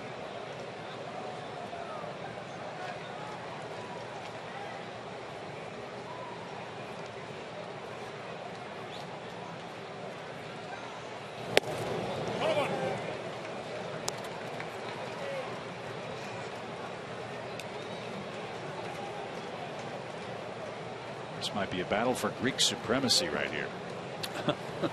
Might be, you're right. We approach 9 o'clock. 1 ball, 1 strike.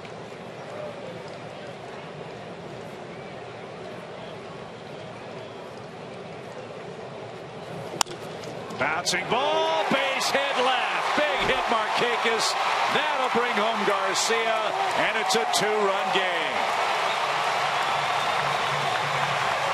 That's exactly what Hunter Pence did to the Braves. Took the words right out of my mouth. 3rd hit of the night for Nick. And there's an inherited runner that scores on George Cantos. A rarity. Sinker down and away. He went with it. Kind of looked to the right and went to the left.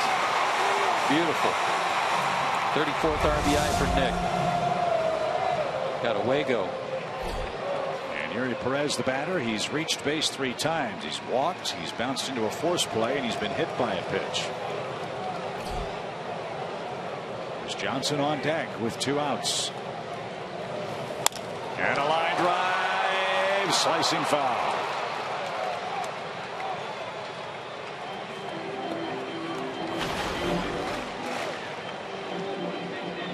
So Kane gives up 4 runs in his 5 innings plus. Fultonevich 6 runs in 6 innings for the Braves.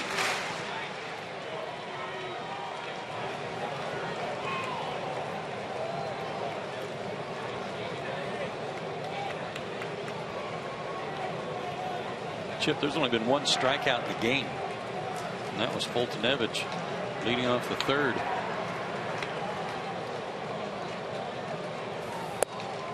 Upstairs, 1 ball, 1 strike. In double digits and hits again. 4th time in 5 games that the Braves bats have done that. They really had trouble with runners in scoring position until yesterday in Philadelphia. Braves 2 for 7 with Risp tonight. Back foul off the screen. 1 ball, 2 strikes.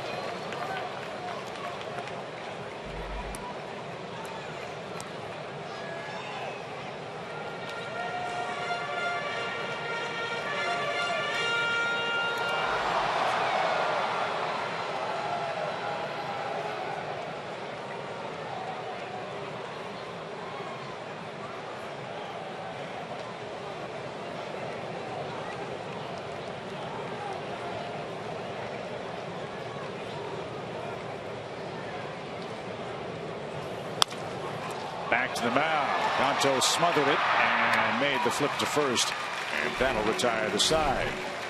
Jace Peterson's hit a 3-run homer. Nick Markakis with a 2-out single. The Braves played 4 in the 6th. Joe's right. We got a Wago 6-4 after 6 in Atlanta.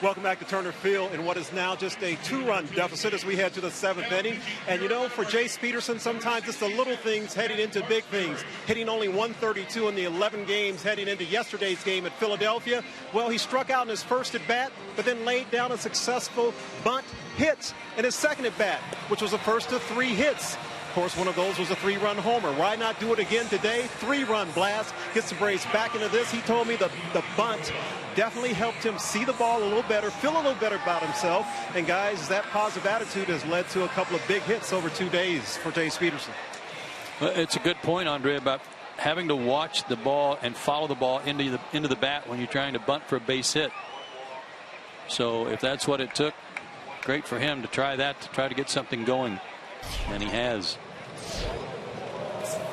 So here we go to the Giants' 7th inning. Angel Pagan has grabbed a bat. He'll hit for George Contos. And he will face young left-hander Matt Marksberry. First member of the Braves' 2013 draft class to make it to the big leagues. Matt debuted with an inning and 2/3 of 2-hit ball on Friday. Began the year with Carolina.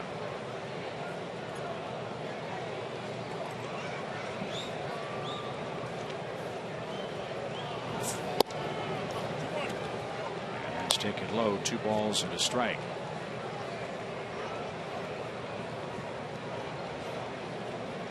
Did a good job the other day in Philly. Give up a couple of hits, but pitched around those. Fly ball to right. And he takes care of Angel Pagan. 1 out. You know, for those of you watching us in San Francisco, you're not watching the movie Major League. Ricky Vaughn. Matt gives it a pretty good shot, doesn't he? Somebody's got to get him the skull and crossbones and glue it to the frame of the glasses. I agree. Go with the eater, Ricky. Strike 1 for Nori Aoki. Well, it's been a wild ride for Marksberry, no question about it. Carolina team early this season was involved in that horrific bus accident. A lot of the young Braves were injured. Bus rolled over. Players were thrown out of their seats. But he got out of the bus, and there were some rather serious injuries. They weren't considered to be career-threatening ones, but certainly career-interrupting ones.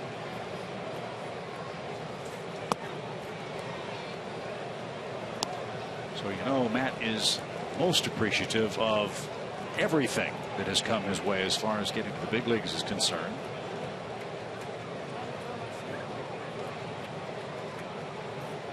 And he asks for time so he can tie his shoe. 1 ball, 2 strikes.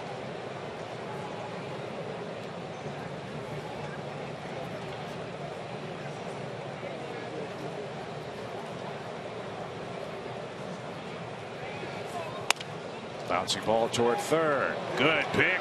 Good throw. And goodbye, Aoki. 2 outs. Tell you what, Adonis has made some really good plays at third base since he got called up, and a couple of them tonight. And both of them off Aoki. Line drive in the first inning that he caught down the third base line, and this 360 spin.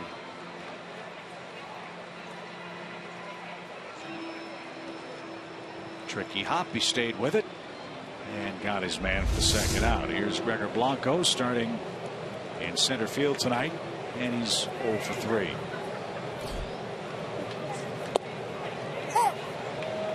In the Atlanta 7th, Johnson, Krasinski, and Maben are the scheduled Braves hitters. Down just 2 runs. A 4-run 6th has made things very interesting.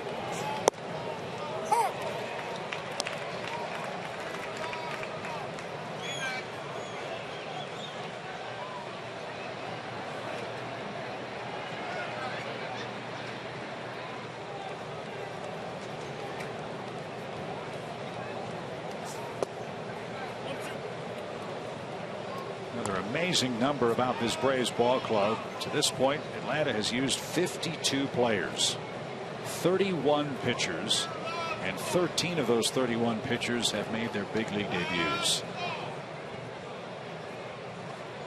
Marksberry, the latest. Little tapper because Johnson's got it, and Marksberry with a great inning. 93 fastball to an 80 breaking ball. Very nice. 3 up, 3 down. We head to the stretch.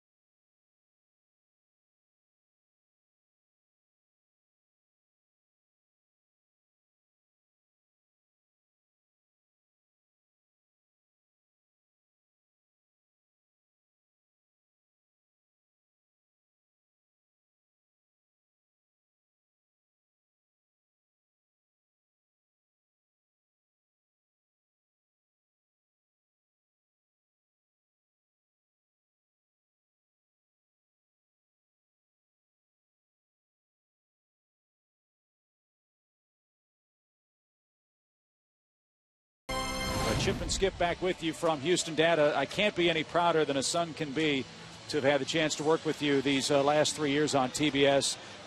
You're my inspiration professionally and personally in so many respects. I just love you to death, and congratulations on everything you've done on TBS, and we'll have some more fun on Peachtree. I love you, pal. I love you, too. Read your card here, and all right, let me get myself together. Miss him more than you know. Yeah, boy. And on a day like today, which is very tough for me and my family, I want to express my heartfelt gratitude to my partner, the people we work with at Fox, and more importantly, the fans. Everything that my dad was, my grandfather was, and everything I hope I ever can be in this business is because of the graciousness with which our audience allows us into their homes and hearts every night. So thank you, and can't say thank you enough. It's a debt I'll never be able to repay. Well, the fans will never forget him. They still love he and Pete and Ernie. Know what they meant to this organization, and how important they were and still are. And all those great calls from all three of those gentlemen will live forever because they were iconic. And if I could be so presumptuous as to, I'm sure, express the same sentiments for Pete Van Weeren's family. Yeah. And I know Elaine and John and Steve and Starla would feel the exact same way, because the professor was, as much as I love my father and how important he was to me, Pete's the guy that taught me what it meant to be a pro big league broadcaster. And miss him just as much. And two very different people, but who had the great same love affair with their partners in this organization and TBS. You think Pete and Skip are different? Yeah, pretty good shot. As Johnson leads things off for the Braves. This is Hunter Strickland, by the way, for the Giants.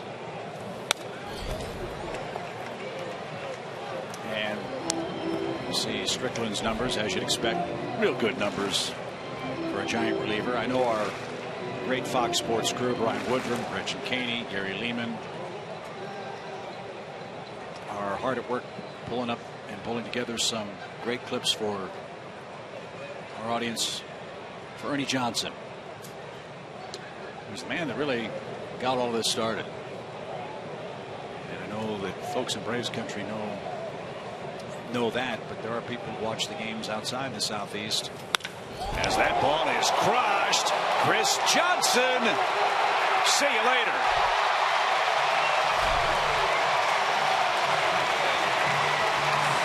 We've got a a one-run game. And we've talked all night, Joe, about the launching pad. All three, Skip, Bertie, and Pete, are having a ball tonight. We're a run away from a tie.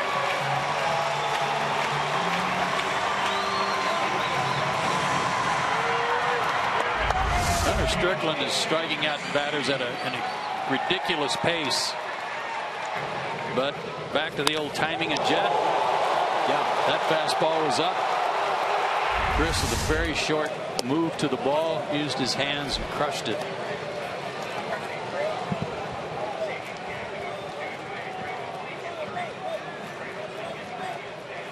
Well, good news, bad news, we understand, for Freddie Freeman.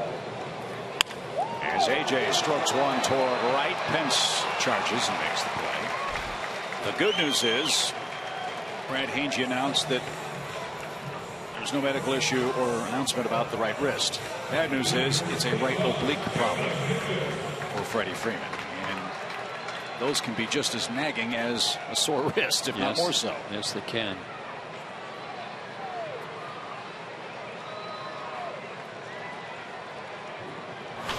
Giants have hit 4 homers tonight. The Braves have hit 2. We've got a one-run game. This would be a comeback for the ages if Atlanta can seal the deal. We're in the 7th. 0-1. Johnson checked in for Freddie in the 5th inning. And he's 1 for 2.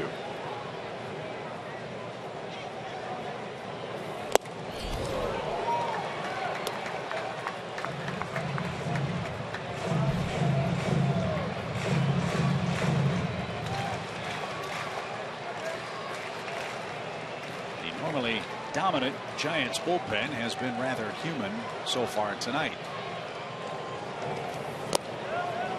Braves made them look human back on May 31st, the last game of that series in San Francisco, when they got 4 runs in the 9th inning to come from behind and win 7-5.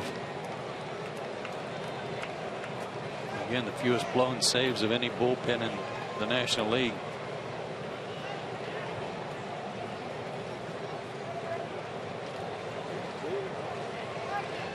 He's got 4 in the 9th against Santiago Casilla that day out in San Francisco. 2 balls and a strike. David had a good rip at it. It's the first home run allowed by Strickland this year.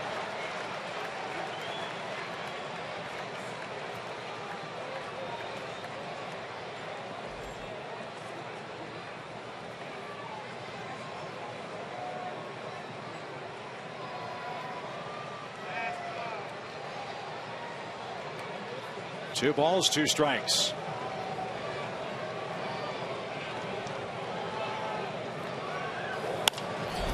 Popped up. Pence has plenty of room. And 2 are out. Fans watch every out-of-market game live or on demand in True HD on over 400 mobile and connected devices with MLB.TV Premium. Real-time highlights, live look-ins, pitch tracking widgets, and more every night on every device. Blackout and other restrictions apply. Go to MLB.TV for details. By the way, I stand corrected on Matt Cain. He did not have Tommy John surgery. What he actually had done was have bone chips removed. I mean, his elbow was, his arm was crooked, but he had those chips removed, which allowed him to straighten out his elbow. So the bone chips were locking up his elbow? Well, more or less. I'm not going to say that, but yes, that was the problem. Wow. But in the process, it also, by straightening his arm out, stretched out all the tendons and everything that had been kind of shortened over the course of time. So that led to a new set of issues. Jace Peterson with a line drive to short, and Crawford robbed him of what would have been his 4th hit of the game. Say what you will about the Braves record, this team never quits, and they're giving the Giants a whale of a battle back. We got a one-run game, 6-5. We head to the 8th.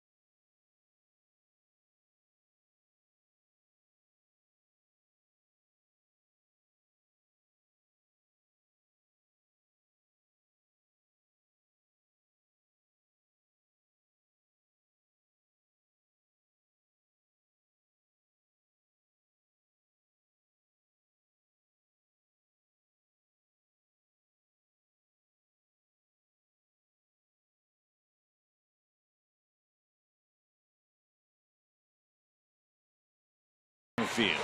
Late start to our trivia because there's been so much offense tonight. And our AT&T Universe trivia question is this. Since 2007, Hunter Pence has played the second most games in the National League.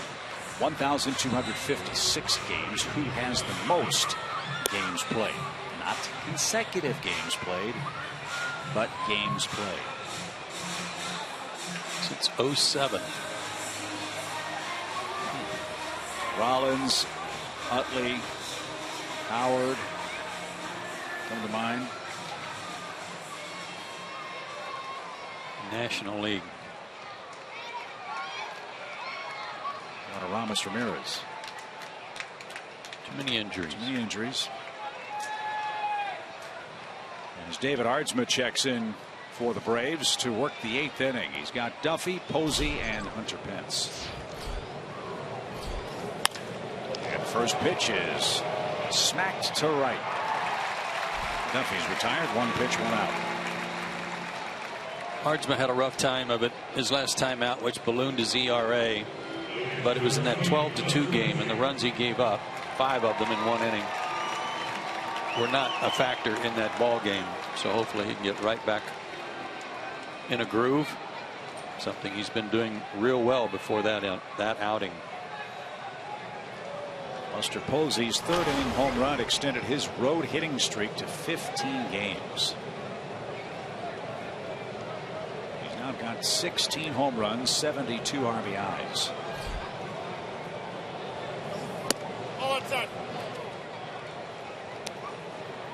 What a franchise-changing draft pick Buster Posey proved to be for the Giants. And would have been for anybody else had they been willing to take him first. There were 5 teams that had a shot at him. Launch toward right center. Maven, though's going to have room at the track. Posey just missed. You're right, Joe. Posey was the 5th pick in 2008. 3-time World Series champion, MVP, All-Star, batting champion, Comeback Player of the Year award, Rookie of the Year. He can do it all. Yes, he can. Does a good job at first base, too, and they decided to give him a rest behind the plate. Pence has a double tonight. I was looking through the stat sheet today with Buster Posey. Fine statman Chan Hartzog got a chuckle at my expense, which isn't hard to do. But I was looking at the wrong line and I saw the number 11 next to Posey, what I thought was the error column. I said, Chan, how many errors does Buster Posey have as a catcher? And how many does he have at first base? He said, none. He doesn't have any errors. And Chip, that means he has none behind the plate, too. Think about that. No errors. Buster Posey.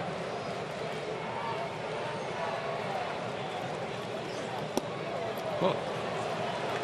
Just framing it. In cricket, that's a strike. That's great. Good job, AJ.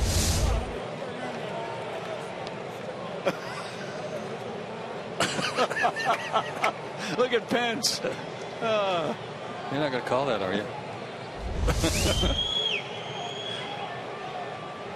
1 ball, 2 strikes. And we'll do it again. Any worry for Mets fans about a Washington sweep hangover in Miami are out the door. They are blasting the Marlins 10-0 in the 7th. Team with the hangovers, the Nationals. Arizona's beating them 5-0 in the 8th. Swing and a miss. Ardsma, impressive work. Tonight, it's the Braves bullpen that's done dazzling work from the hill. David Ardsma 20 up 3 now. Bottom part of the order up for the Braves in a 1-run game.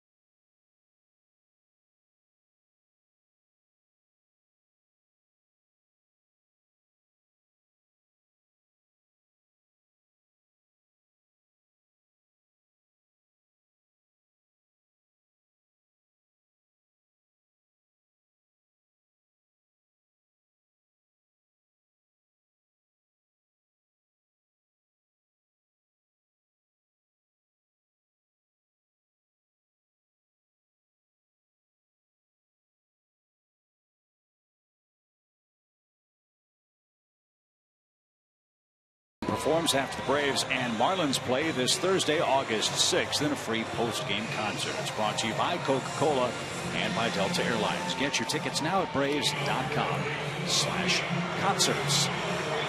What a game. Giants led 6-0. The Braves have scored the last 5 runs in the ball game and about hit the Giants 12-9. And they'll try to do some more damage against Sergio Romo. Sergio Slider Romo. Lots and lots of sliders. Turner Field has not been kind to him. He's 0-2 with 2 saves here in his career in 7 games, a .964 ERA.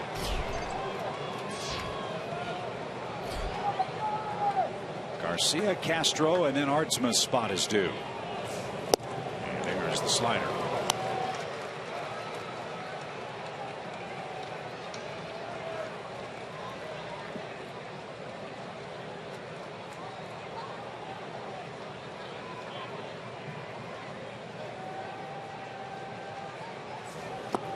Another one.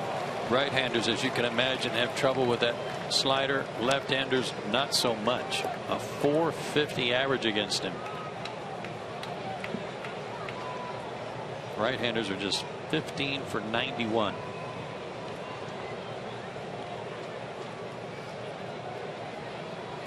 Got to stay with your plan there, Adonis, that going to right field.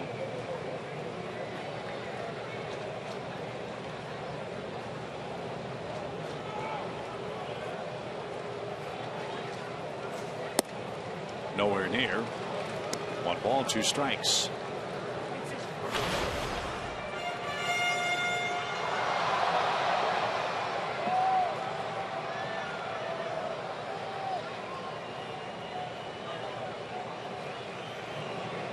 And another coming.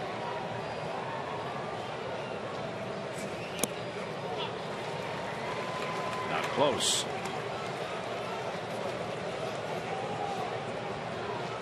Braves really short-handed on the bench. Doubt Simmons can play with a sore hand. They've already lost Freddie Freeman with an oblique problem. That means Chris Johnson's pressed into duty.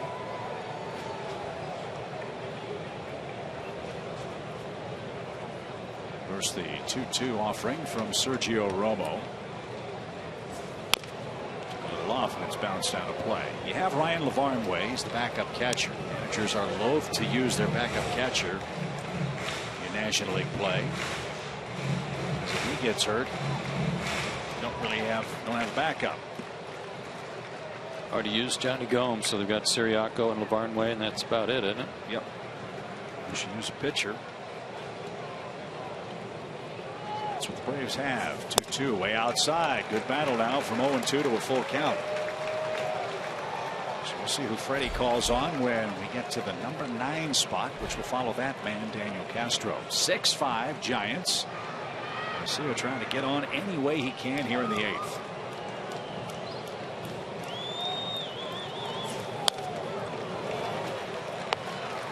Probably chase ball 4. Very difficult pitch to lay off. When he throws it at the middle of the plate and it breaks as much as his does.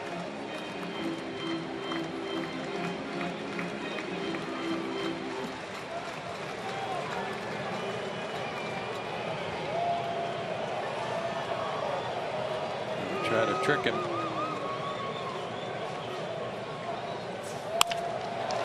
Crawford at short. Tricky hop, stayed with it.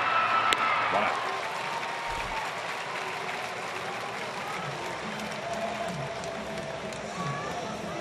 When Brian Wilson got hurt, it was Sergio Romo who came to the rescue of the Giants in 2012 with 14 saves. Saved 43 games in 2013, 23 ball games last year. Was 23 for 28 in saves last season, but lost the closer's role in June when that run of bad performances cost the Giants dearly. 3 out of 5 save chances, 9 runs in 4 in the 3rd innings.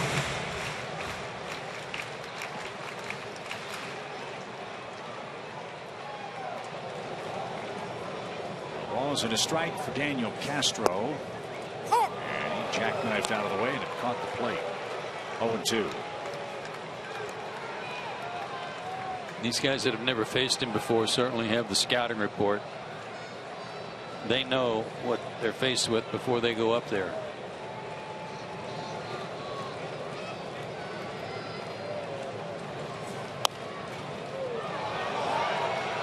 Romo got away with one there.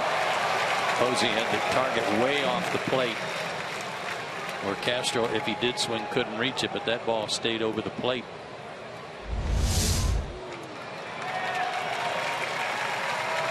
Hanger.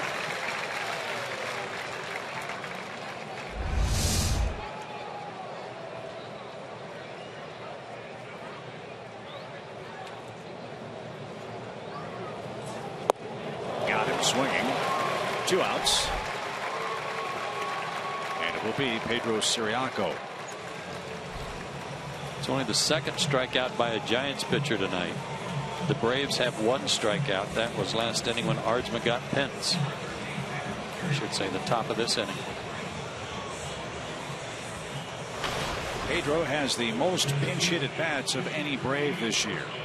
He also has the most pinch hits and the most pinch hit RBIs. 8 hits, 4 runs batted in, and 25 times to the plate.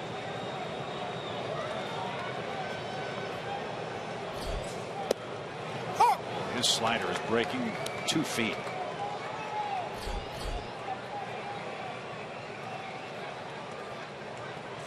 And McKirahan will get ready for the 9th.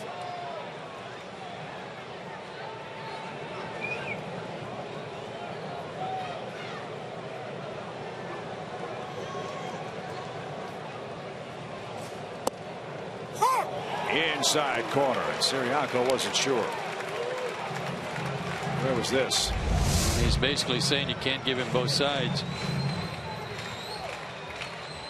PNC Bank Fox Track says that Dan Iasonia had it right.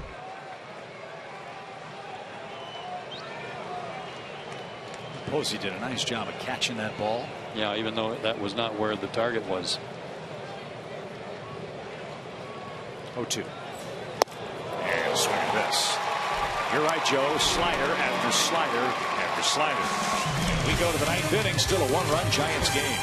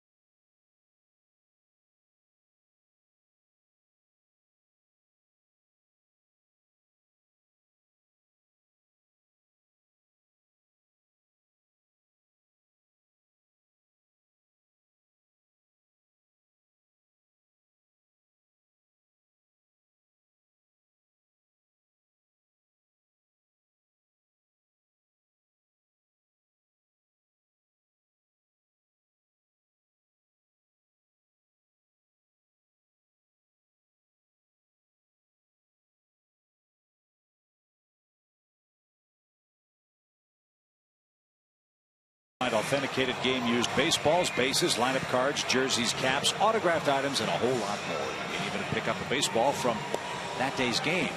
Remember to stop by the game used store at your next visit here at Turner Field. 6-5 Giants after 8. Here's our CPI Security game summary. Well, it was a home run fest early on for the Giants. Brandon Belt, a homer. Brandon Crawford, 2 homers. Posey had a homer.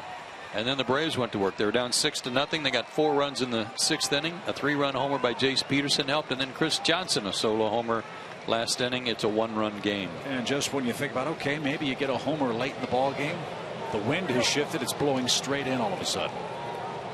Refreshing for the fans sitting in the heat and humidity tonight.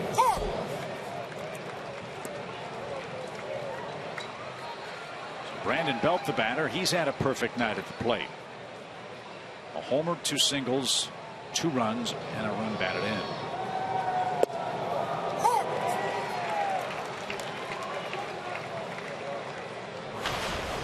Crowd tonight, 23,428 for Game 1. Game 2 here tomorrow night. Good pitching matchup. Hope you'll join us. Jake Peavy, Shelby Miller.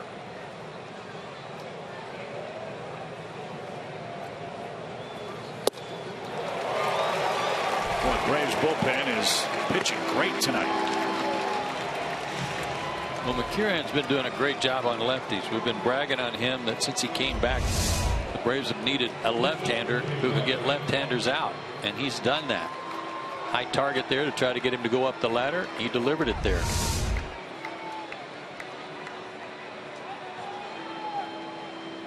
Braves Live 6:30 tomorrow night.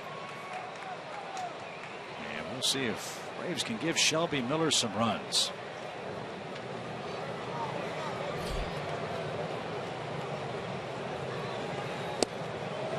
Another strike.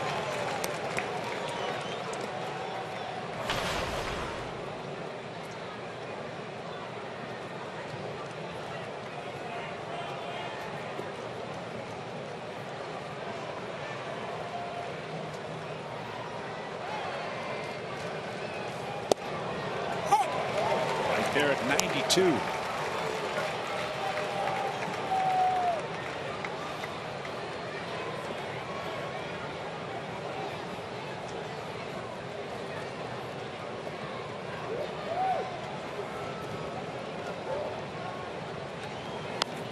Oh man, that was lucky he didn't get hit in the hand with that one.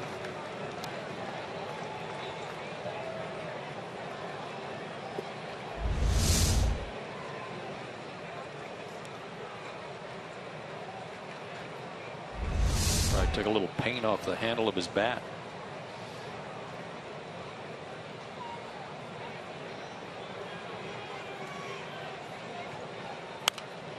Out of play, still no balls, 2 strikes.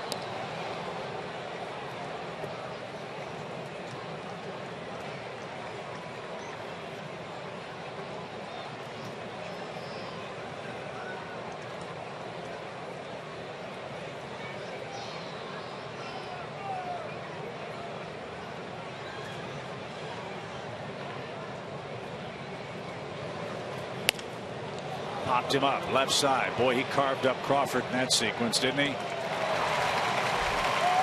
Right off the handle of the bat. 2 outs.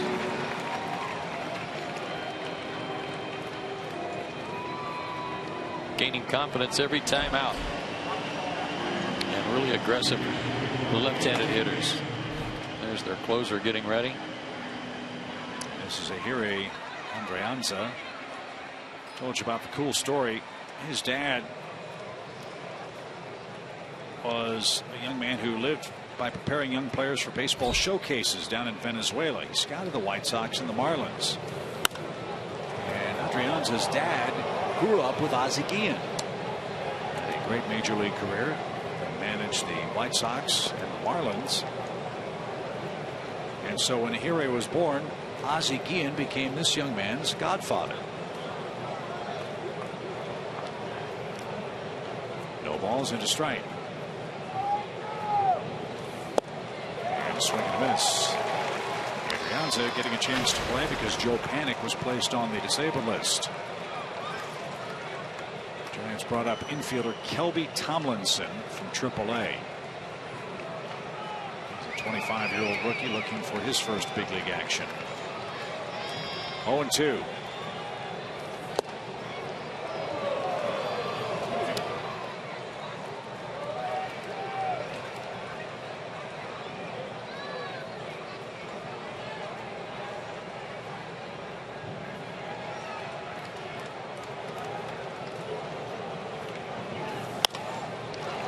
Fly ball into right field, a base hit. So 1-2 pitch. Adrianza keeps the inning alive for the Giants. And this looks like Justin Maxwell. You know, he'll hit for Romo.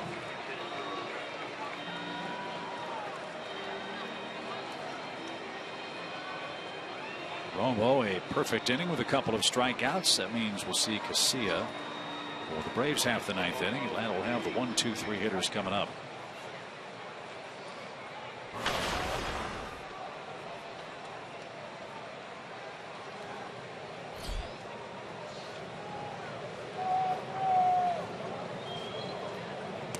First saw Maxwell with the Nationals, didn't we? I believe you're right. Yes. 4 for 16 as a pinch hitter. A couple of RBIs. Strikes out a lot. 64 strikeouts, 215 at bats. It was Washington in 2007, 2009, 2010. And he shoots one right field on the first pitch. Adrianza on his way to third base, and now the Braves have to tangle at the top of the order for the Giants with runners first and third.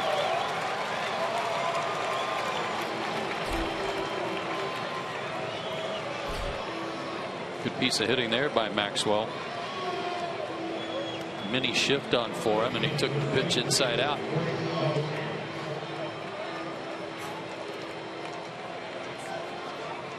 Now you got to worry about Nori Aoki. He's doubled and scored tonight.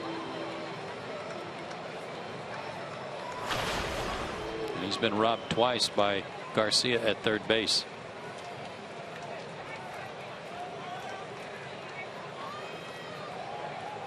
And this is a tough out for any pitcher, especially lefties. Aoki hitting .329 against left-handed pitching, .301 against righties.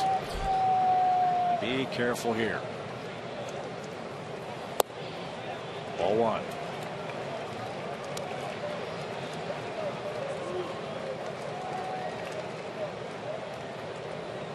Aoki, the 5th Japanese-born player to wear a Giants uniform.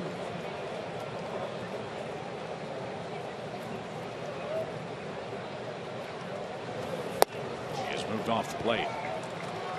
He signed with the Brewers in January of 2011. The Yakult Swallows awarded negotiating rights for Aoki's services to the Brewers.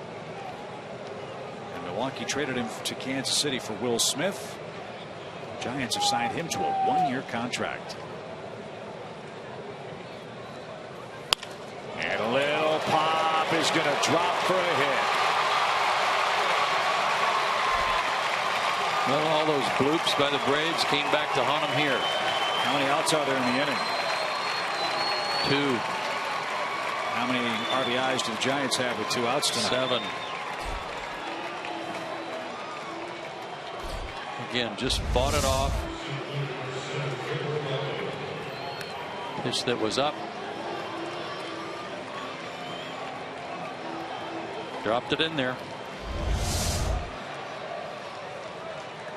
So 7-5 San Francisco, 3 straight hits. And here's Gregor Blanco, another left-handed bat.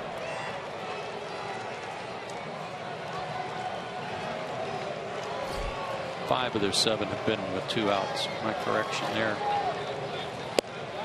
2 of them came on the second homer by Crawford with nobody out. That is such a momentum crushing play.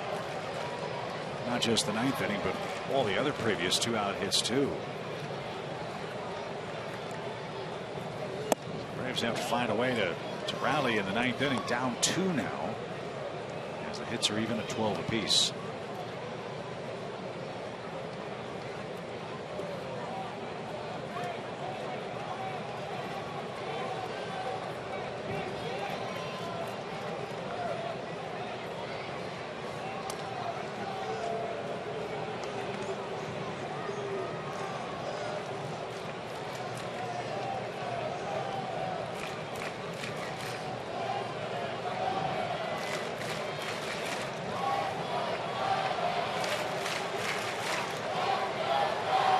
Ball 1 strike.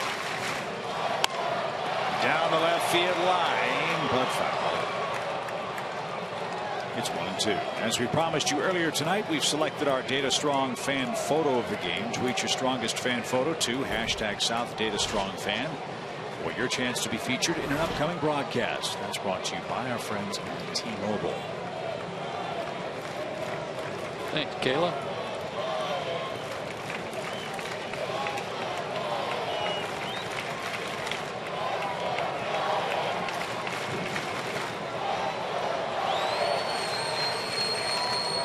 One-two pitch.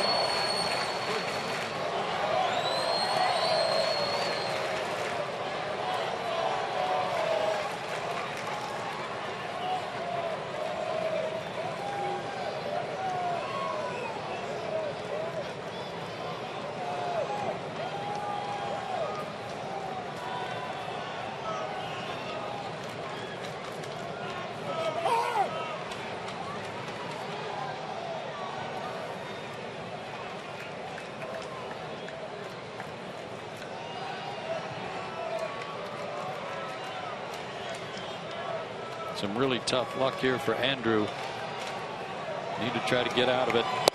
Give your offense a fighting chance with no more than a 2-run deficit.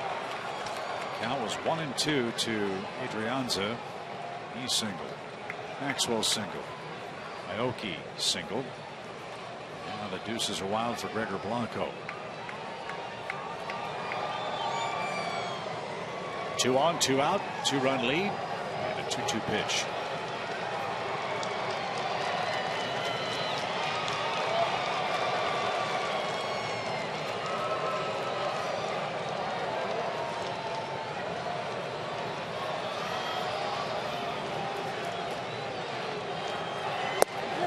Inning over.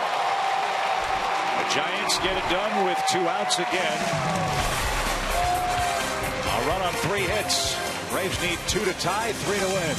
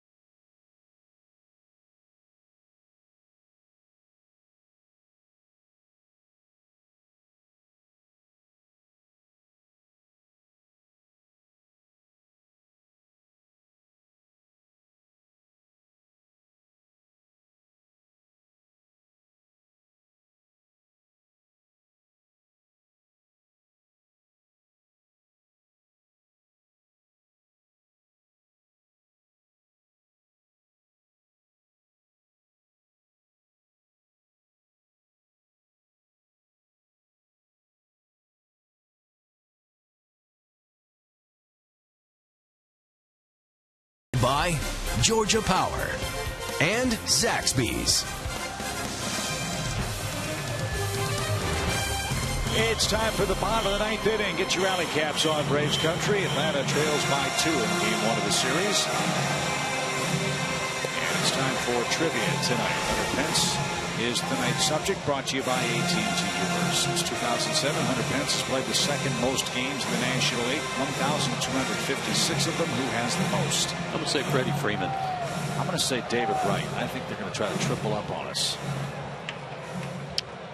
Brandon Phillips, the Cincinnati Reds. So Javier Lopez is the pitcher for San Francisco. Left-hand hitting Nick Markakis leads off.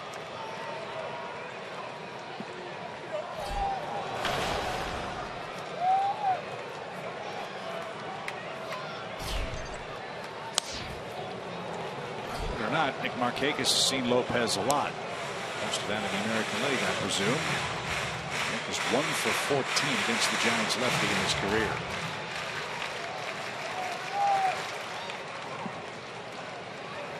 He's had a good evening at the plate. 3 of Atlanta's 12 hits. He's got an RBI too.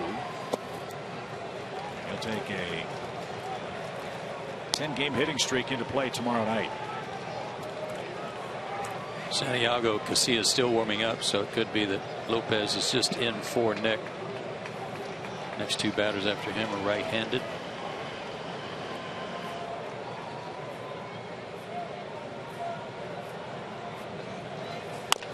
High hopper. Crawford backs up. Boy, he played that well, didn't he? He did. He's made 10 errors compared to Andrelton Simmons' 3. But he is an active guy and a good athlete.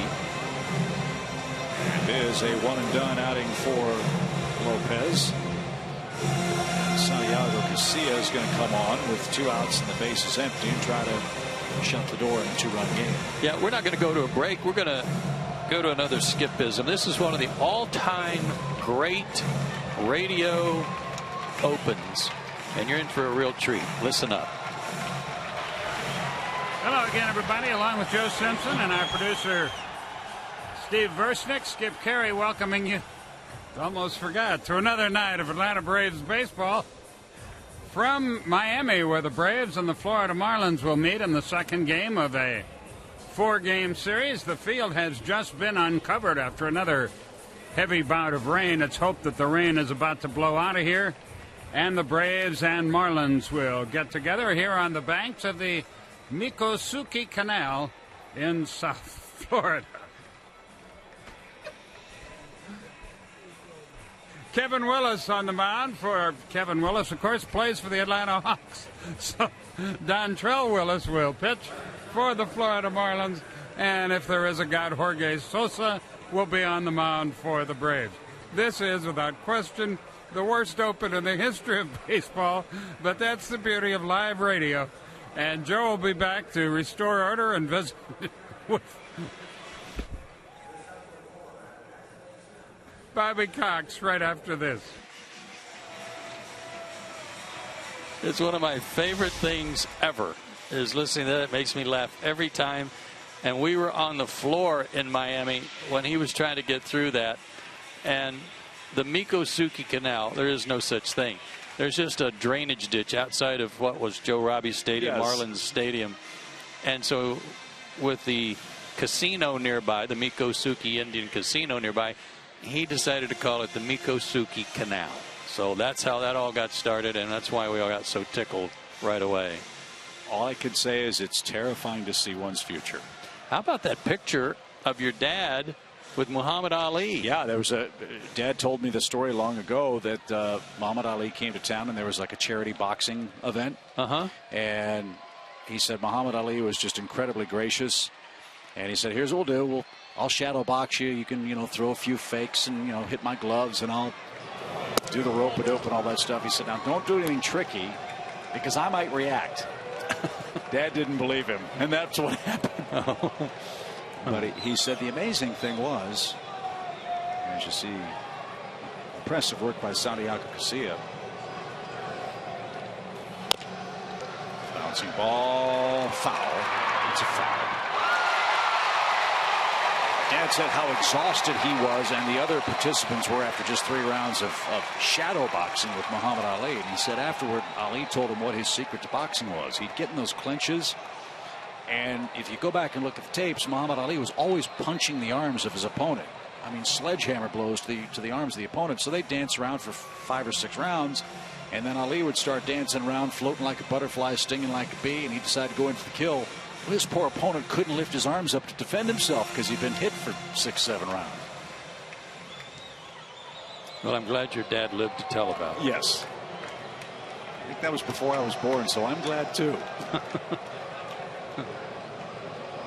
1 ball, 1 strike for Yuri Perez. Santiago Casilla turns it loose. And a comebacker. 2 out.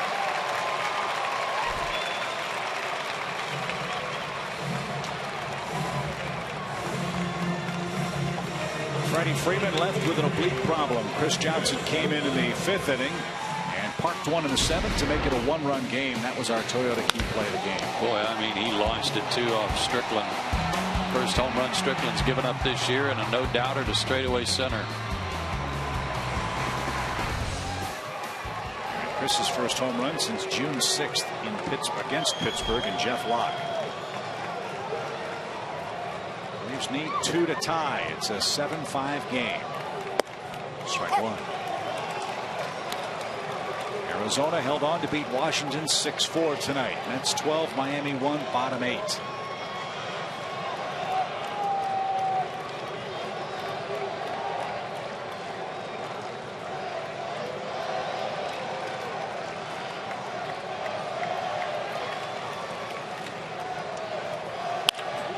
Line drive, base hit.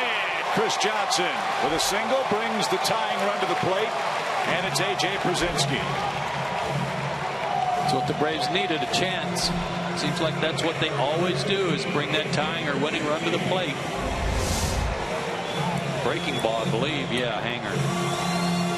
And like he did on the home run, Chris stayed back, kept his hands back, and laced it. 2 really good at bats by Johnson. The splits favor left-handed hitters when you face Casilla. Lefty's batting .317 against him. A.J. Pierzynski's got 2 hits in a 9-game run at the plate. That's out of play, foul.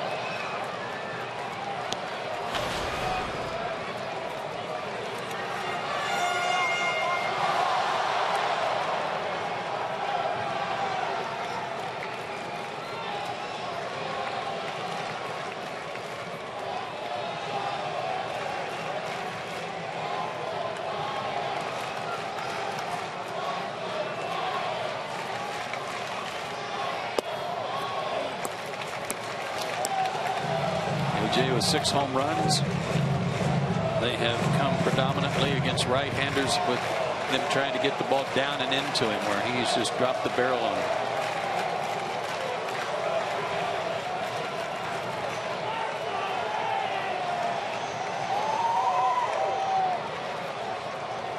Swing and a drive deep right.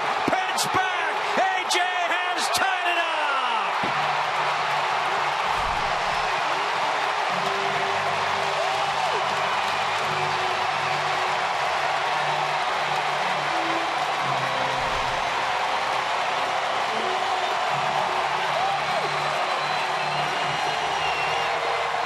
You go down and in, you're asking for it. How about that? Second time already this year they have done that to Casilla. 4 in the 9th in San Francisco, 2 so far tonight in Atlanta. Target down and in, pitch down and in. Bye-bye. He knew it too. The former Giant with a gigantic blast, and the Braves have come back from a 6-0 deficit. Now Cameron Maybin. And a foul ball, strike one.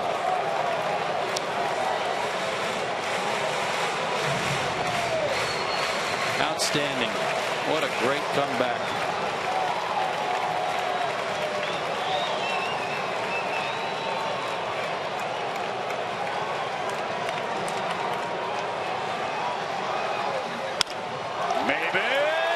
Hit to right. And now it's the Braves with some 2-out magic of their own. 3 consecutive hits. And that'll bring up Jace Peterson, who's 3 for 4 tonight.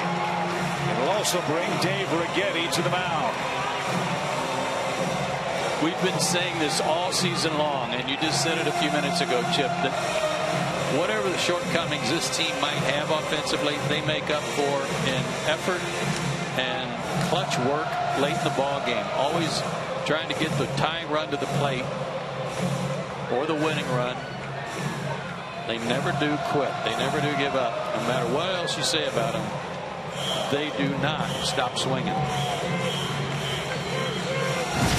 Jace Peterson already has our Zaxby's indescribably good play tonight. Hunter Pence couldn't find it because it landed in the seats. 1, 2, 3. Jace is hot, swinging the bat great. Let's see if Maybin's running. Remember, Posey's thrown out 41% of base stealers.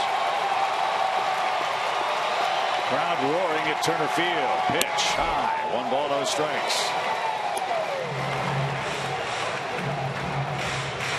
body language of the Giants. They look rather stunned. Only 5 blown saves all year. Tonight was number 6.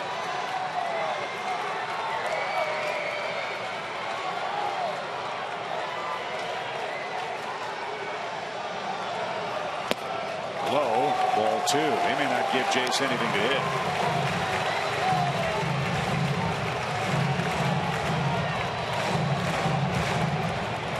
Well, that would be foolish on their part, because that would put the tying run or the winning run in scoring position. 2 balls, no strikes. Runner goes. Good jump. Pitch a ball to throw to second. Lane it into center field. Maven on his way to third.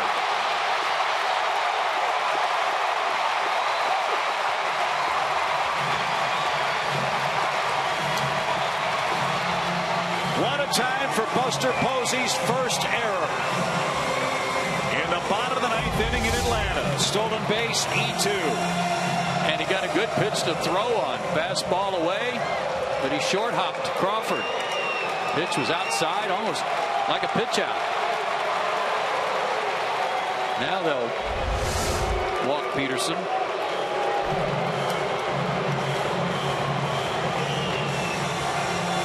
With so many different ways to score from third than there are from second.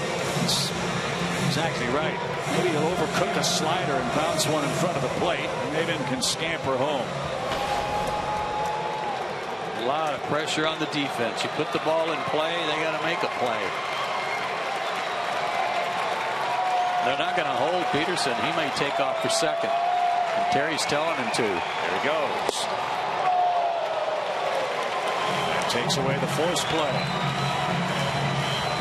No steal, defensive indifference.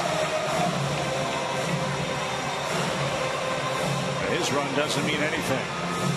The man that matters is the man standing 90 feet away, Cameron Maven.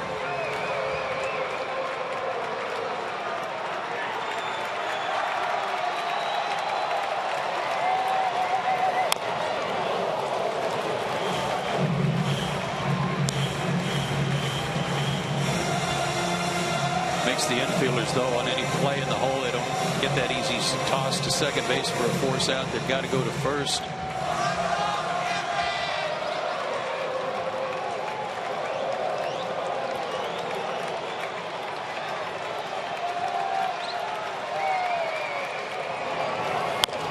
Little roller, Duffy charges, gloves, throws, and got him.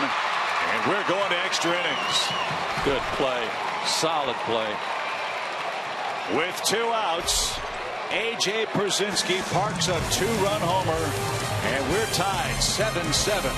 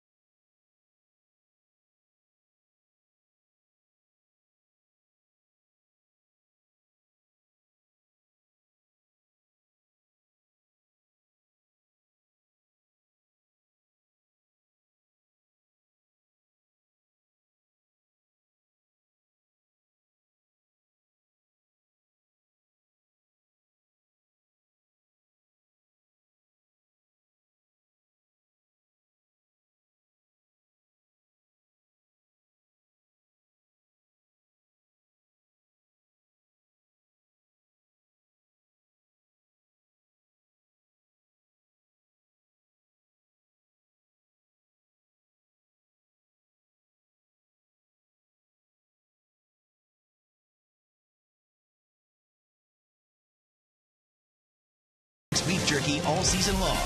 Jack Link's beef jerky. Feed your wild side.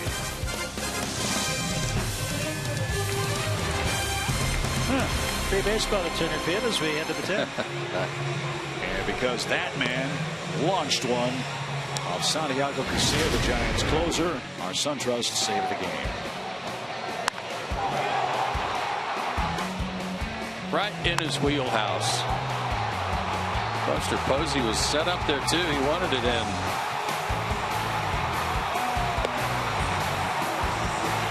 That was a big mistake. And AJ took advantage. And here we are into the 10th inning. Giants fans in disbelief. Braves fans overjoyed after falling behind 6-0. Neither Kane nor Fultonevich will factor in the decision as the starters tonight. This game in the hands of the relief corps. It's Jake Brigham's turn to pitch now for Atlanta. In just his 8th game.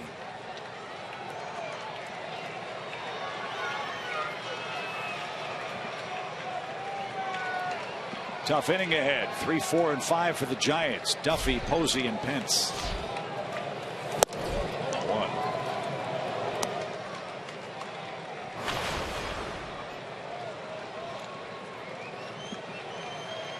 Brigham last worked on the 31st, a full inning at Philly. No damage.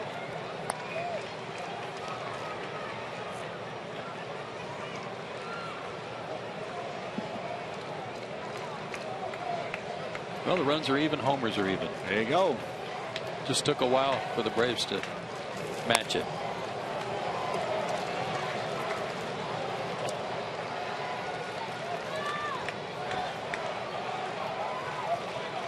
Huge night for Peterson. There's Johnson off the bench for an injured Freddie Freeman with 2 hits, 2 runs.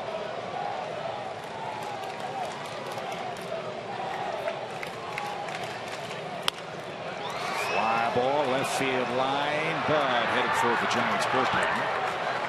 Close to it. And Duffy now a 2-2 count.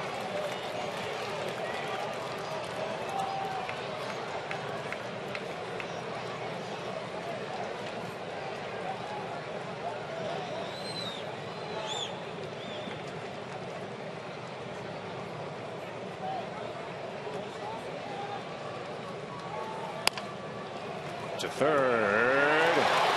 Adonis has it. Threw away. And it ricochets off the net in front of the Braves dugout. And Duffy at first on a fielding error.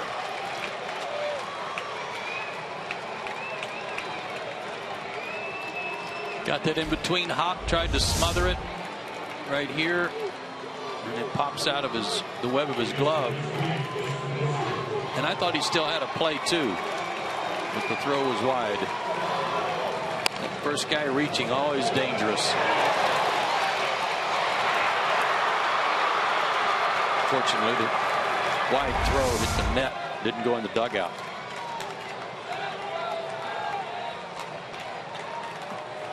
Buster Posey, the batter.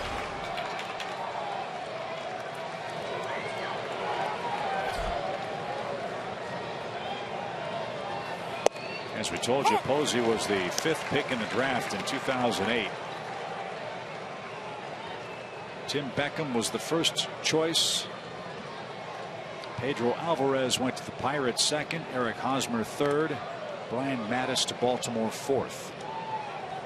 And then the Giants took Buster Posey. Kyle Skipworth was the next pick. He went to the Marlins.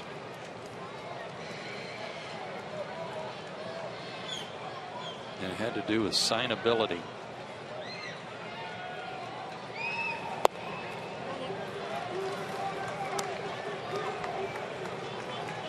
One ball, one strike.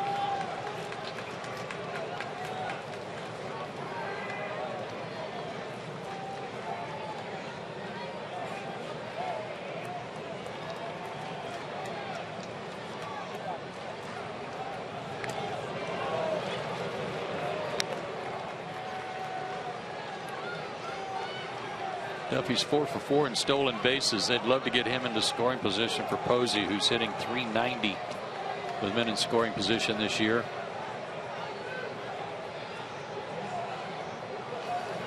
No. Good pitch. Good hard slider, and he able to lay off.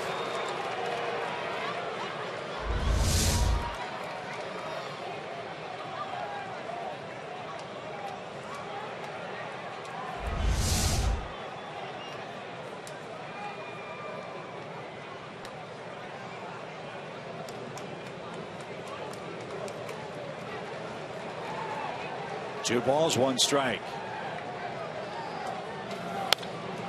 Ripped back foul.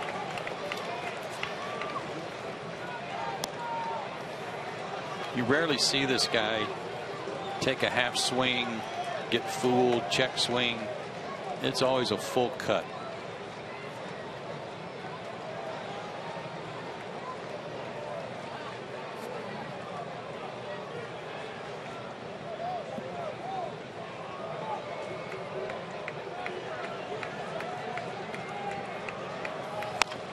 Bouncing ball to short. Tricky hop. Double play. Posey's been doubled up twice tonight.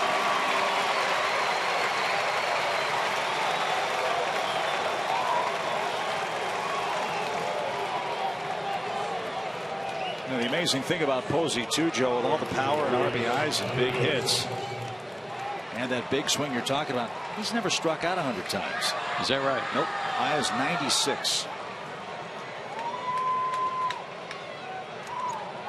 Lifetime 308 average.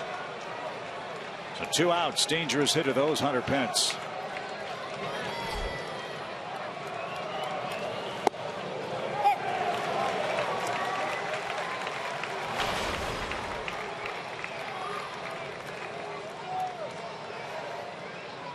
Pence was out with that fractured forearm, missed some time with tendonitis in the wrist. Since he's come back, he's been hot.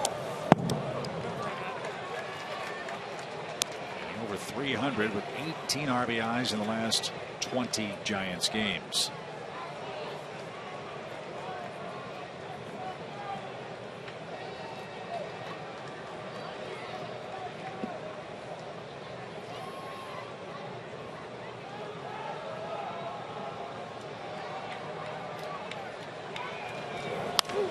Popped him up.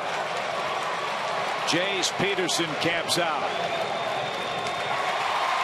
Brigham with an excellent inning. A chance for the Braves to win it in the 10th.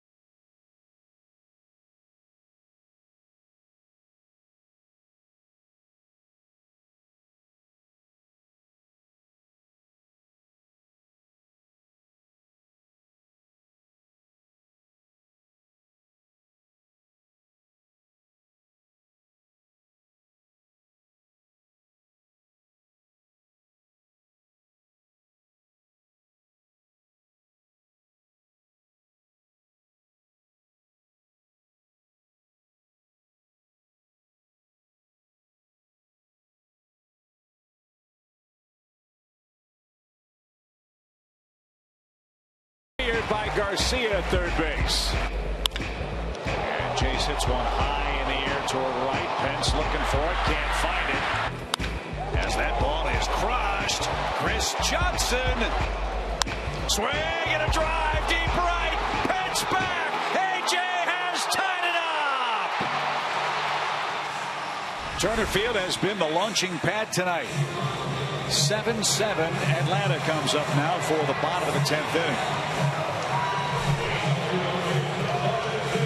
Bragging all night on the Giants bullpen and how good it has been tonight. They've taken some lumps. Take a look at that. 8 earned runs in their previous 57 plus innings. 2 homers and 3 earned runs allowed tonight. And this guy's been, while he is their long reliever, he has struggled in his last 9 outings. A 6.23 ERA, 12 earned runs in his last 17 innings. Daniel Castro leads off. Ryan LaFarnway is in the on-deck circle. I believe he's the last extra man Atlanta has available tonight. That's correct. Unavailable. Freddie Freeman injured. Chris Johnson in the game. Now, if Castro can reach, right, you're not going to use LaFarnway. You'll probably bring a pitcher up and let him bunt, and then turn things over to the top of the order. He was your best bunter among the pitchers, Julio Teheran.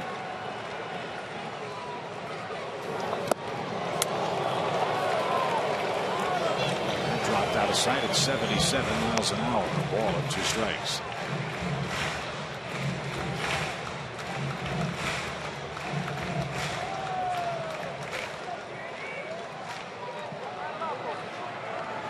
Yusmeiro Petit.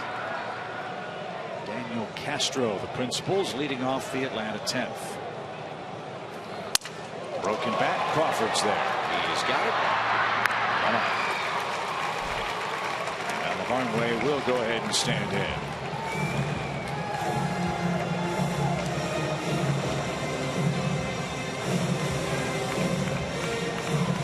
Ryan's been a real nice addition to the club. Everyone is raving about his work behind the plate. And this is an enormously strong young man. He can turn on anybody's fastball. Remember, he hit one off the fence, off the yellow line, off Matt Harvey here earlier this year. And a game that Atlanta eventually won.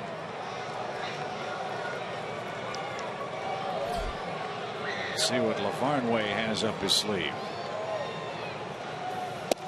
Strike one. And he's shown real good power to right center.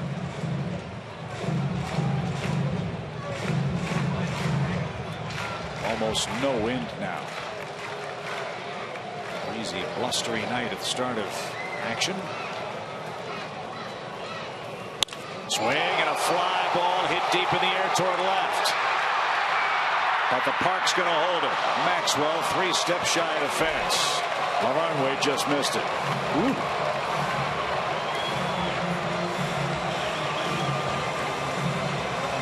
Guarantee it. The team tightened up a little on that one.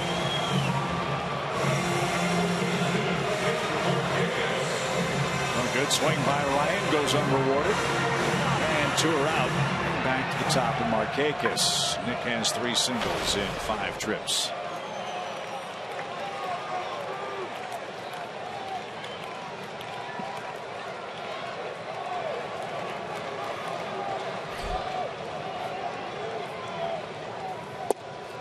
Strike 1.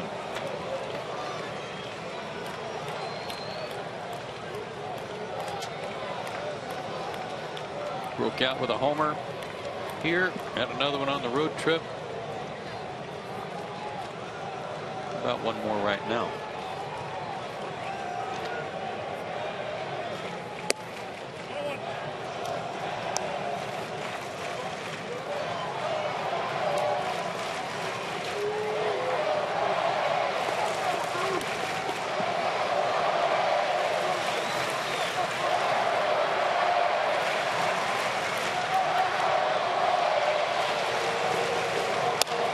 Sprayed foul and into the 3rd row of seats past the Giants dugout. 1 ball, 2 strikes.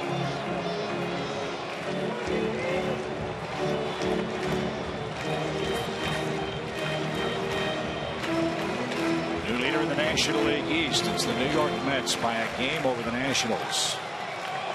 Washington lost, New York won. Reds hope to gain ground on someone in the division with a victory of their own. 1-2 pitch. Markakis fought it off.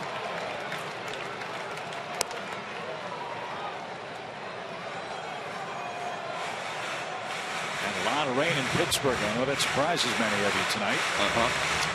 They're in the 3rd inning. Cubs lead the Pirates 1-0.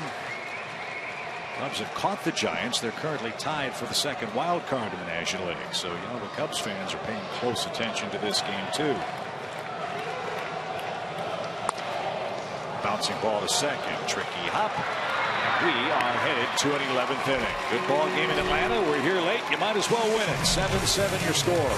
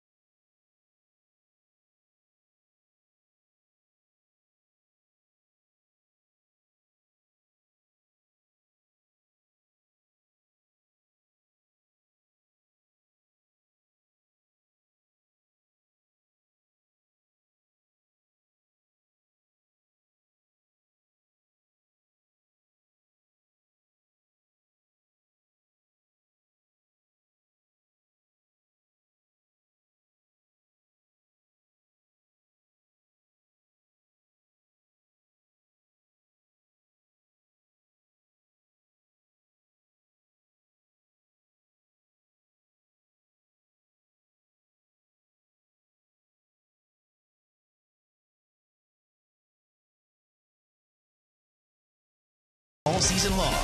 Jack Link's Beef Jerky. Feed your wild side. What a night in Atlanta tonight. Fox Sports Supports is proud to team up with Boys and Girls Clubs of America. Boys and Girls Clubs help young people reach their full potential as productive, caring, and responsible citizens through programs that promote character, leadership, education, healthy lifestyles, and more. For more information, visit foxsportssupports.com. We are indeed in extra innings. 7-7 is your score. The Braves this year in extra innings, 2 wins, 7 losses. The Giants in extra innings are 5-2 and a perfect 4-0 on the road.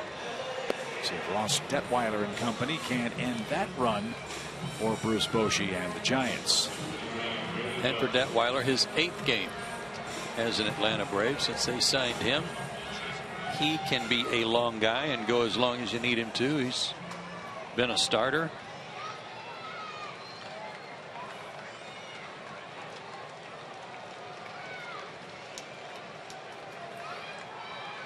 He last pitched 2 days ago with just a third of an inning.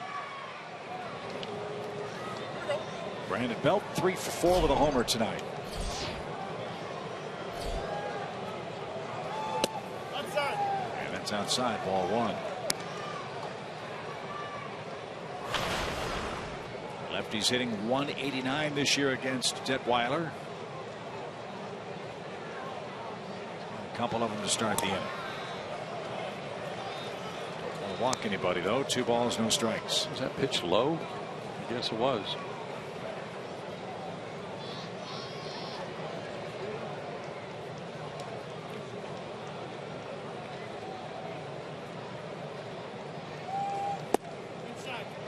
No.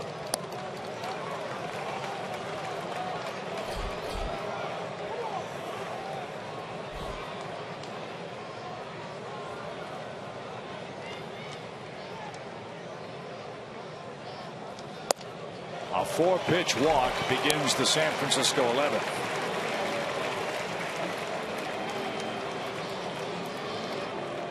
Well, Belt and Crawford have both homered tonight. Posey's homered tonight. The Giants have 3. Their record since the beginning of last season, when they hit 2 or more homers, 44-8. Only the Royals have a better winning percentage. And that Astros number, I'll bet 75 of those games have been this year. So, I think you're right. So Brandon Crawford bats. Big hole right side for him.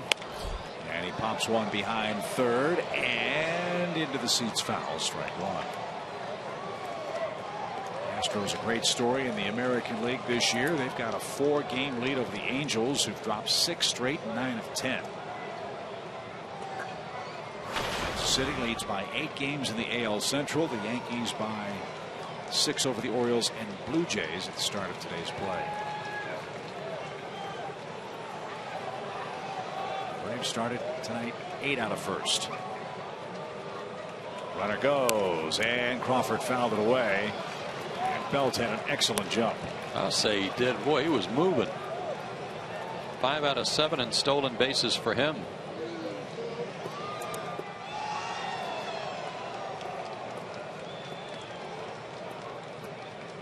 You know, it was Tom Glavine that was talking about what a difference a good week can make when you're battling for first place.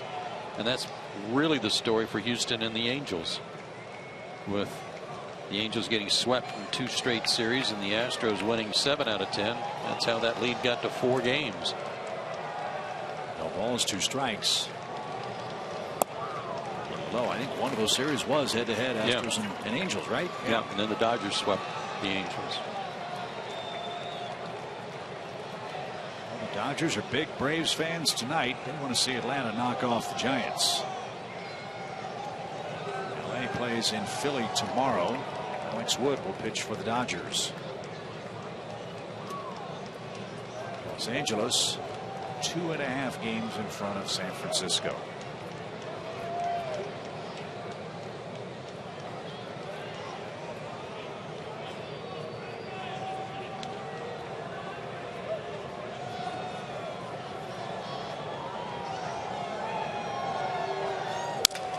Broken bat.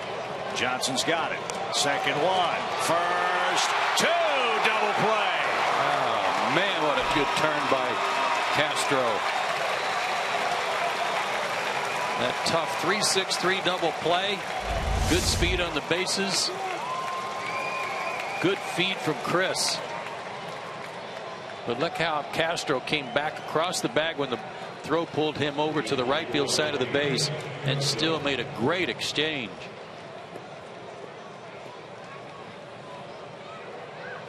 What a good play by all concerned there. The Giants have hit into 4 double plays tonight. And now Ahire Adrianza is the final hope in the top of the 11th. Well, it was his 2-out single that got things going for them in the 9th inning to get that extra run that turned out to be pivotal. Otherwise, AJ's homer would have won the game.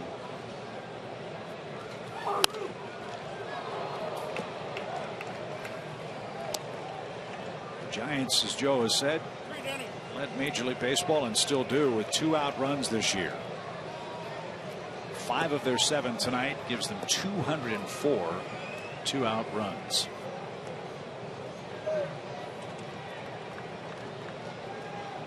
The first 2 outs of an inning a whole lot easier than ending it when you play Bruce Bochy and the Giants.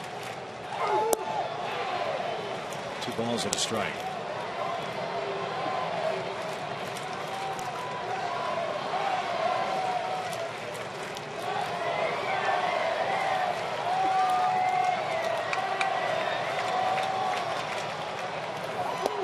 I don't think too many folks have gone home tonight. Nope.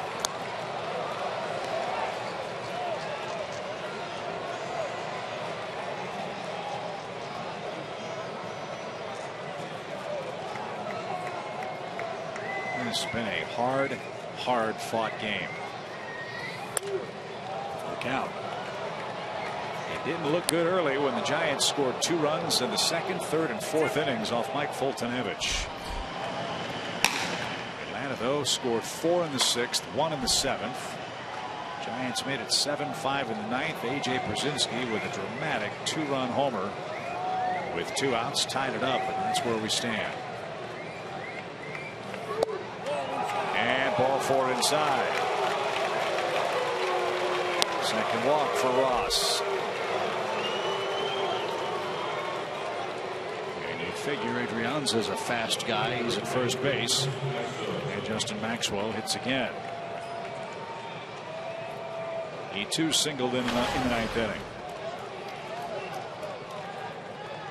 Saw Ryan Vogelsong loosening up. He's been put in the bullpen because of their wealth of starters. Obviously he can go extra innings, and he's up in case they get to the next hitter, who was Aoki's spot. That's where the pitcher's spot is now.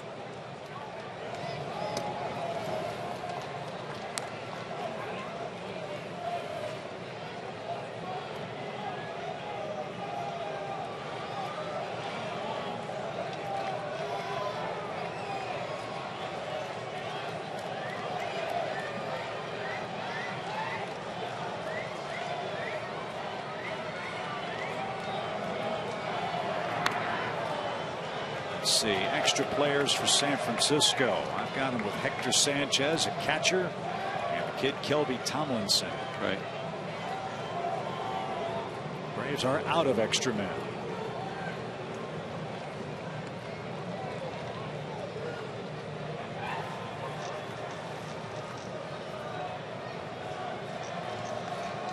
Runner goes. Pitch is cut on, and a throw to second in time. Have a night, AJ. He's hit a homer. He just threw out a would-be base stealer to end the inning. Wait a moment. There's the tag. The ball appeared to be tipped, but I guess with AJ caught.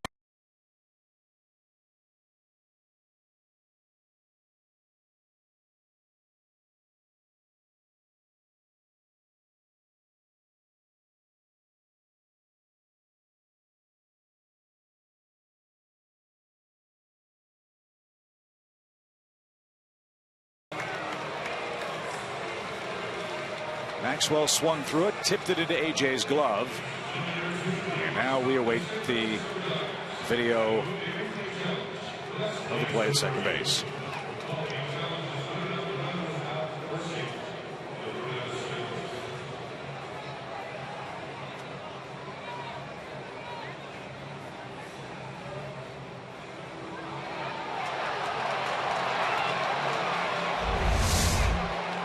You know what? Just watching one of the replays on the big screen, he may be safe. Tag was on the leg.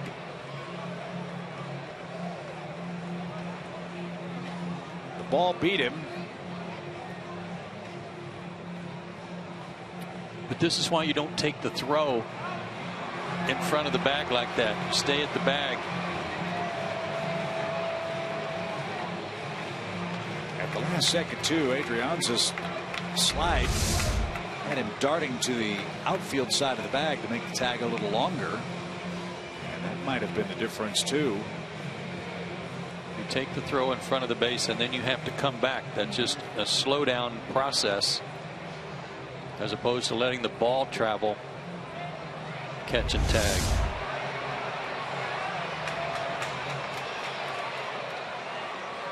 And then a reach back to get him. And the leg did slide into the glove, but I think the hand was already in there. And he's out. Out. Really?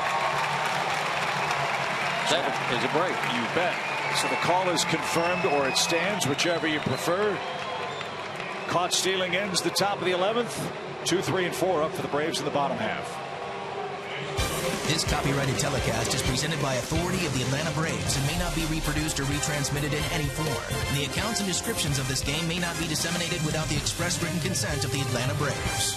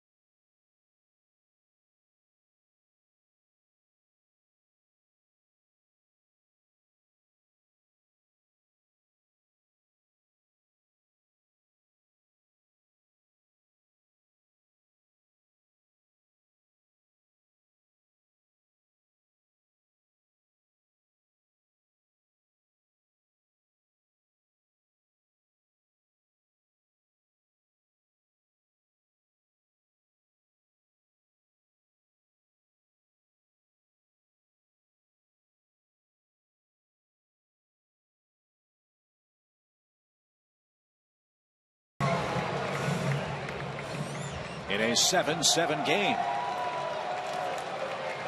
Well, Eagle Eye Chan Hartsout caught the replay on the play at second base, and it looked like the umpires did get it right. So Petit back out there for the Giants. Rez, Johnson, and the ninth inning hero for the Braves, A.J. Pierzynski, coming up.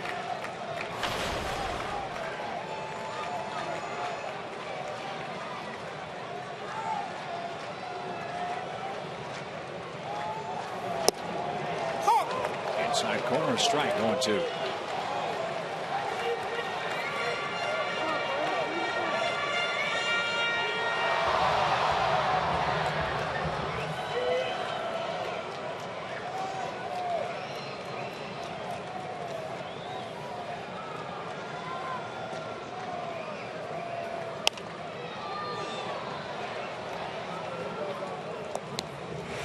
All right, take a look at this.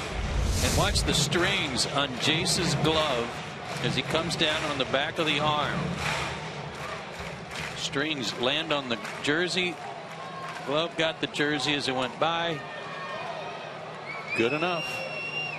That's part of the glove. Great camera work. Good eyes by Chan. And he was out by a catfish whisker. Those glove looked like, didn't it? Some people might say that. I don't think I would, but some people would. 1 ball, 2 strikes. Hadn't thought about it, but if you're a middle infielder, that's a very smart thing to have off the end of your glove. I mean, right.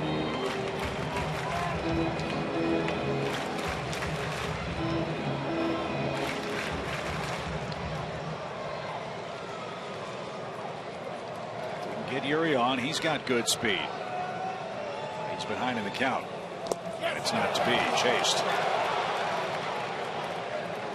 1 away.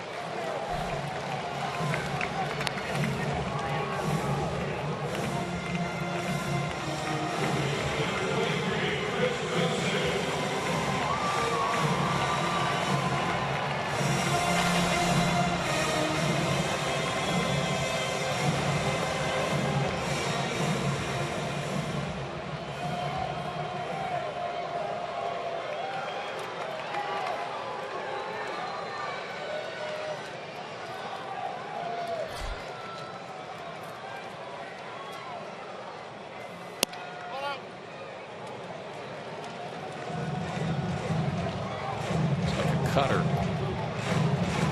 87 miles an hour. Had to pick that up from Tim Hudson. 1 ball, no strikes. Boy, yeah, really, Buster. You went through them all, and he never nodded. Just kind of started into his stretch like, oh, which one are you going to throw?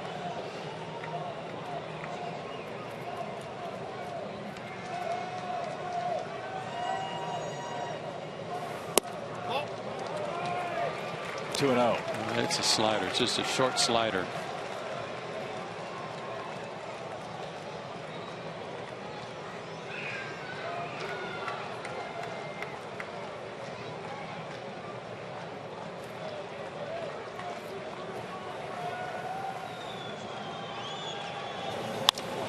Fly ball center. And a nice running catch by Gregor Blanco. Boy, oh boy. Chris just missed that. He got it off the end of the bat a little bit, but he had a good fastball to hit. And it was just enough away from him, I think, to not get it on the sweet spot. But he got great extension on it. Just a little too far out on the end of the bat.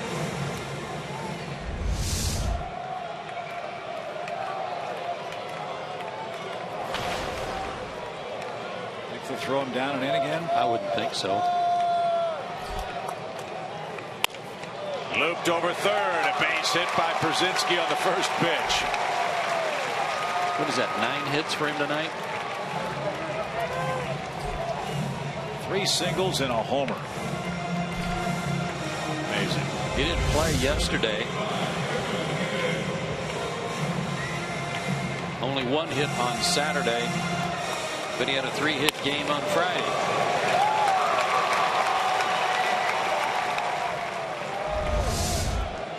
Has 2 hits and a run scored tonight. Outfield very deep. We know AJ doesn't run well, but with 2 outs, crack of the bat, he'll be taken off. Fly ball. Right field. Pence is underneath. And that sends us to the 12th inning. 9-1-2 for the Giants. Coming up, 7-7.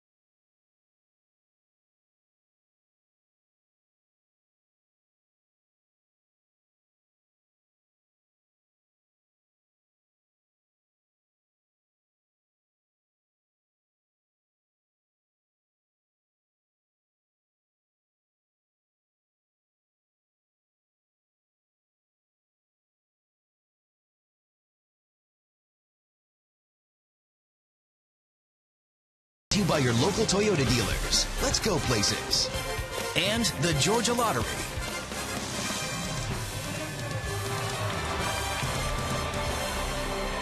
Extra innings continue in Atlanta. Off we go to the 12th.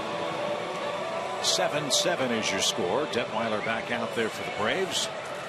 Maxwell was the man in the batter's box when Adrianza was thrown out by A.J. Przinsky at second base. So he gets a new look at the Braves' left-handed relief pitcher. And Petit's spot. Then Gregor Blanco. Ball one.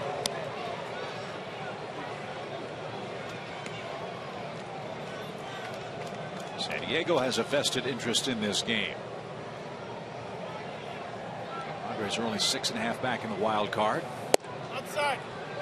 Giants and Cubs tied for the second wild card spot in the National League, and San Diego blasting the Brewers 13-3 in the 7th inning at Miller Park.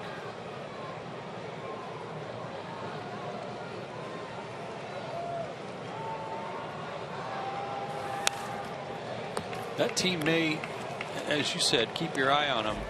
One of the things that can happen when there's all kinds of talk about a team being broken up, everybody traded and sold off, is that when it didn't happen, they may all decide, you know what, let's band together. Let's see what we can do if we all put our best foot forward. Since we're all still here, we might as well make the best of it. Well, they're on a nice run. They've won 12 of 16 games. Oh. And tonight it's Pat Murphy and Craig Counsell. Counsell played for Murphy in college. Counsell, the new manager of the Brewers. Murphy, the interim manager for the Padres. 2 balls, 2 strikes. And a full count.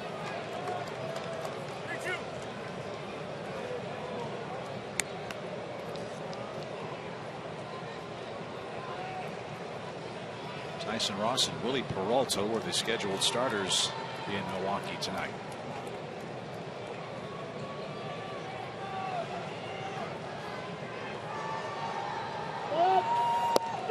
Strike 3 at the knees. Iasonia rings up Maxwell, who is on his way to first base.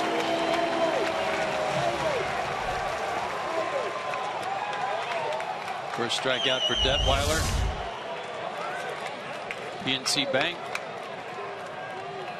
Hey, it caught a corner right there. 94 too.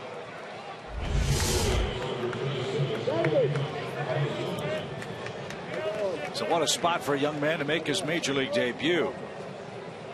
This is Kelby Tomlinson. Hey, he's an Okie out of Chickasha, Oklahoma.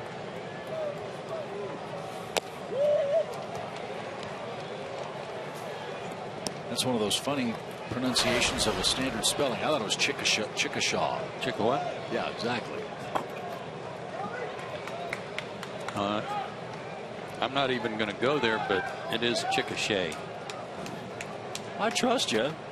No, I mean, I wasn't going to go where you were. I'll tell you this. That's surprising. He went to high school, a little bitty town, Elgin, Oklahoma. And Texas Tech found him. He played college ball at Texas Tech. So, wow. And he's got a base hit in the 12th inning of his first major league game, his first big league at bat. What a moment.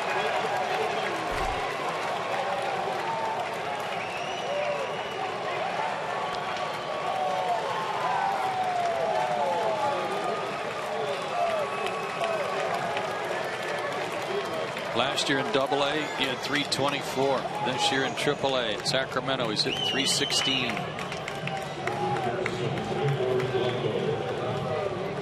Five seasons in the minor leagues, 273 career average.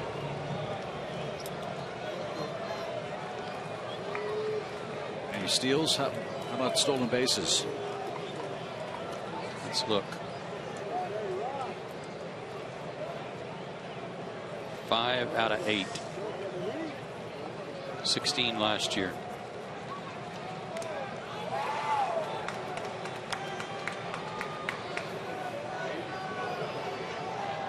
So he's the third base runner Detweiler has allowed in relief.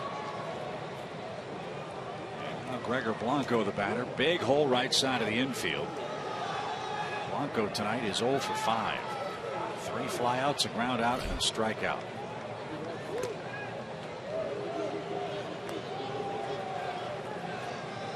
Correction, Chip. Chance pointed it out to me again. My mistake. Those numbers are 2 different stops this year, AA and AAA. Okay. He's got 21 stolen bases, caught 9 times for the year in AA, AAA combined.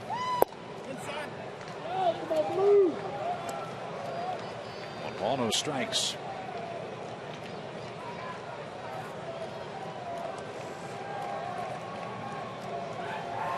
I'd like to see a Tomlinson Marksberry matchup as Blanco got hit. That's smarted. And now a fast man at second base. Detweiler's been all over the place. He walked a left-handed hitter in the 11th. He also walked Adrianza in the 11th. Now he plunks a left-handed hitter. And that's going to do it for Detweiler. 2 walks and a hit. So strikeout, a hit batsman. And the Braves go deeper into their bullpen. Arodys Vizcaíno is going to be the 6th reliever of the night.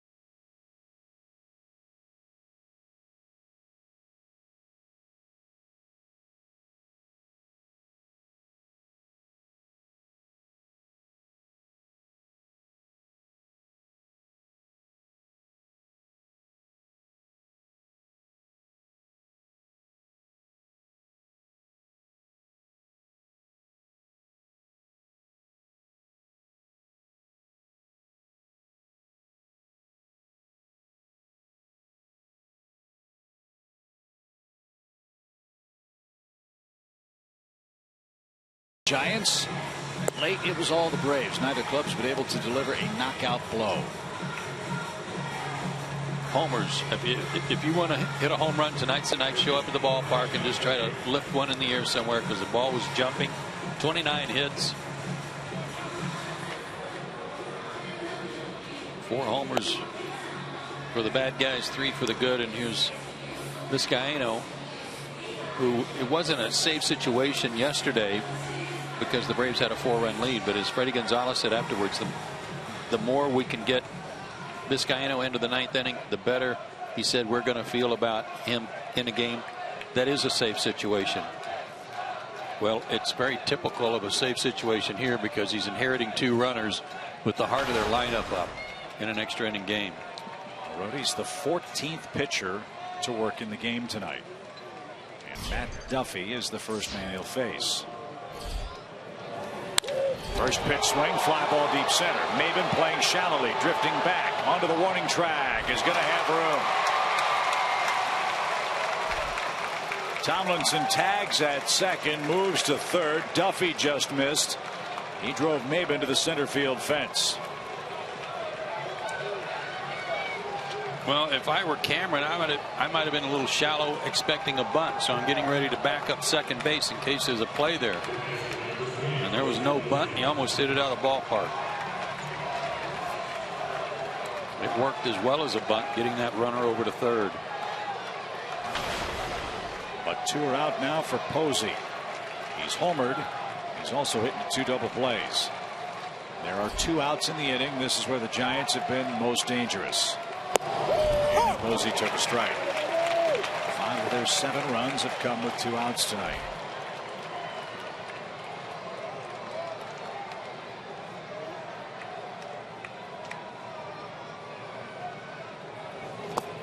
Oh, good stop.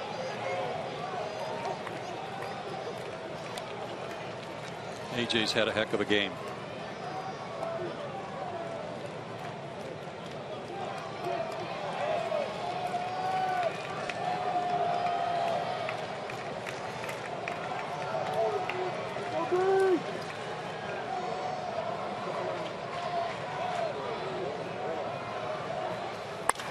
Line drive base hit by Buster Posey. A 2-out single.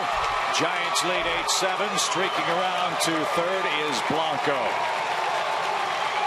They are relentless with 2 outs. Well, he's unbelievable with 2 outs and runners in scoring position. He's hitting over 400 in this situation, and he's an awesome fastball hitter. This was 97. And I mean squared it up.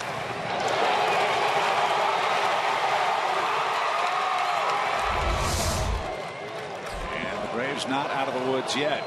Hunter Pence. What an inning for the youngest Giant.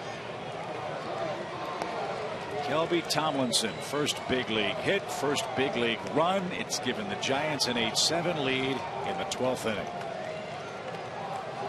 What a way to break in. Posey now with 2 out runners in scoring position. It's 22 for 46. That's pretty good. That's crazy.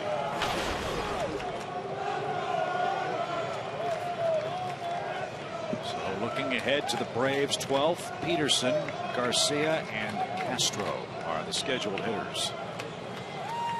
Swing and a miss. Vince didn't get it. 2-1.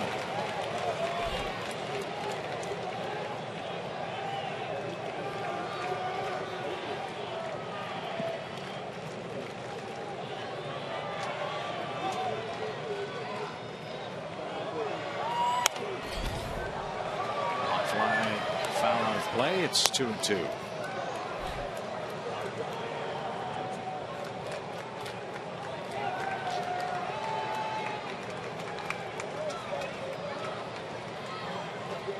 Up on the bat, trying to get a little better bat control, be a little quicker, wait a little longer, dodge a little better.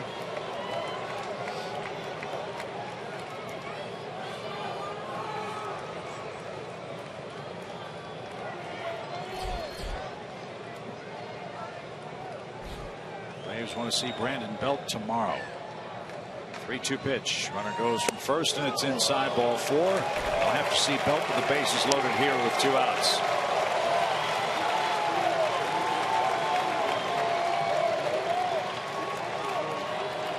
Three walks, 2 hits, and a hit batsman over the last inning and 2/3 by the Braves relievers. Ostedweiler now Vizcaíno, and that brings Roger McDowell out.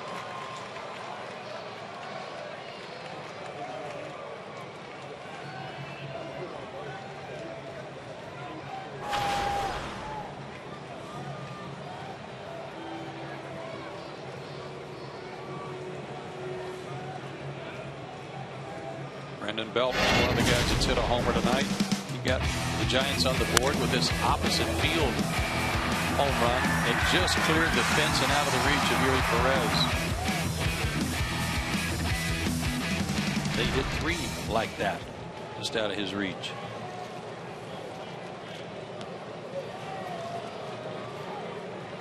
And no place to put Belt, who's also walked once tonight. Blanco at third, Posey at second, Pence at first. And downstairs, ball 1.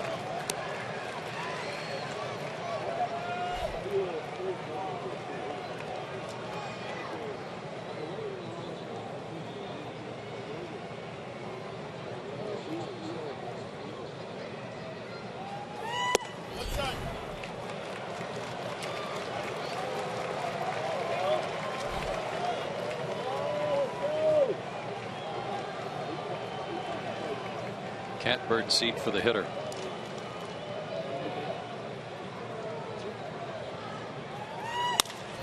Line toward left and caught. Belt flirted with a base hit to left, but he's retired, but not before the Giants take the lead 8-7. Jace Peterson leads off for Atlanta.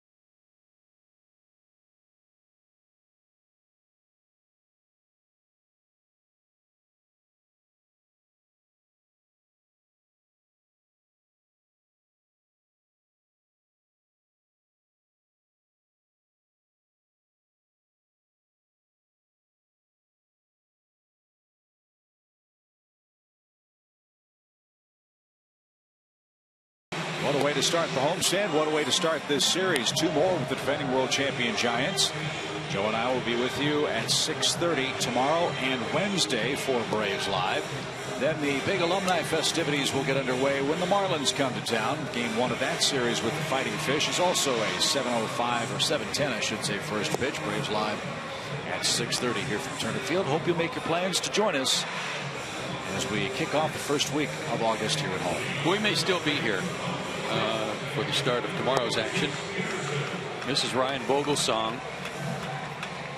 23 games, 7-6, but no career saves in 255 career games. He has had one opportunity. That was back in 2005. So he's 0 for 1 in his career in this category, but he's got a chance for his first big league save right here.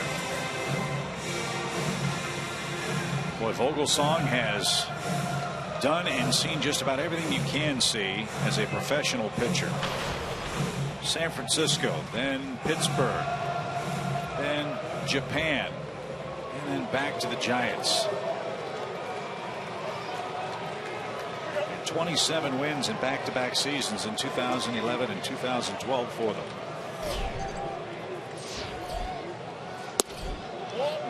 Check swing by Jace Peterson. No swing. Jace has had a marvelous night at the plate. 3 for 4, as you see. Still has a shot at the cycle. He needs the triple.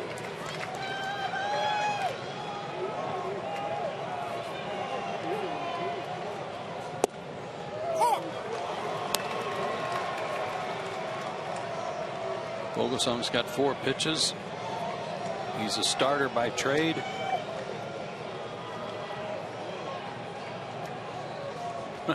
What was you saying? Just that far outside.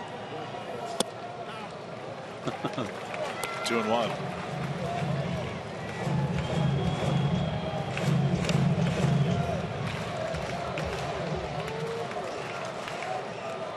Those who say the final 3 outs of a game are the same as the others, but Vogelsong will tell you that's not the case. Ground ball. Crawford backhand planted through low. Belt can't find it. There's a break. Peterson's aboard. He's 6. Crawford does this a lot. When he goes in the hole, or anytime he has to go to his right, he will just plant and throw. He will not start any kind of crow hop to try to get a little more on the throw. And as a result, throwing flat-footed. He threw it low, and Belt couldn't pick it. It'll be an E6. Boy, it was sinking too. From that spot, it's hard to get anything and especially get four seams working over the top when you just plant like that. That's a huge break.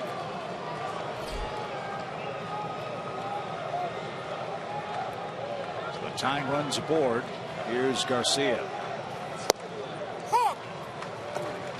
I'm trying to remember, Joe, was it here in Atlanta last year, or was it out in San Francisco where Brandon Crawford made a bad throw that gave the Braves life? It might have been in the game that they came back in the final game of the series. Can't remember for sure. All gifts accepted as Garcia digs in. And that's outside. 1 ball, 1 strike.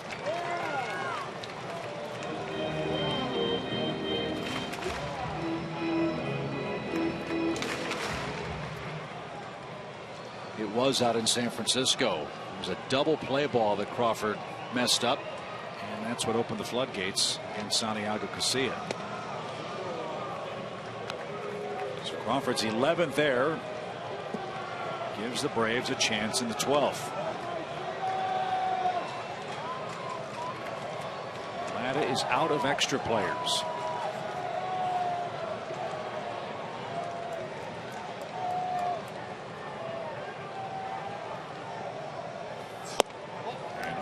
That's important, is the pitcher spot is lurking here. That's why, if you're wondering why the Braves aren't trying to bunt the tying run over, if they're successful in doing that, then the Giants walk Castro and force a pitcher to hit. Remember, the Braves do have Andrelton Simmons on the bench, but we don't know if he can swing the bat with that sore thumb. He's not disabled. No. I would guess about all he could do would be to squeeze. Run a guy in. Assuming he can squeeze the bat handle.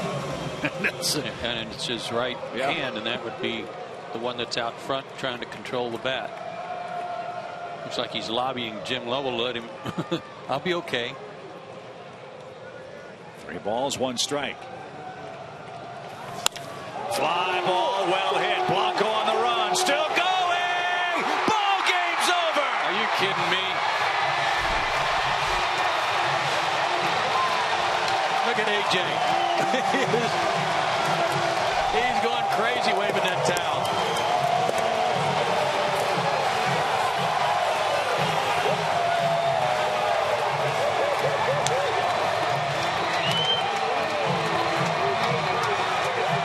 Those guys ought to be so proud of themselves.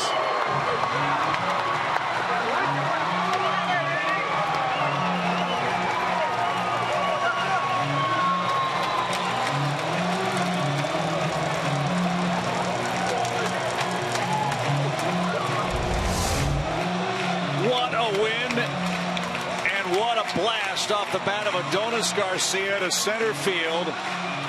The Braves get it done in the bottom of the 12th inning and shock the Giants, who could not hold a 6-0 lead in Game 1 in Atlanta tonight.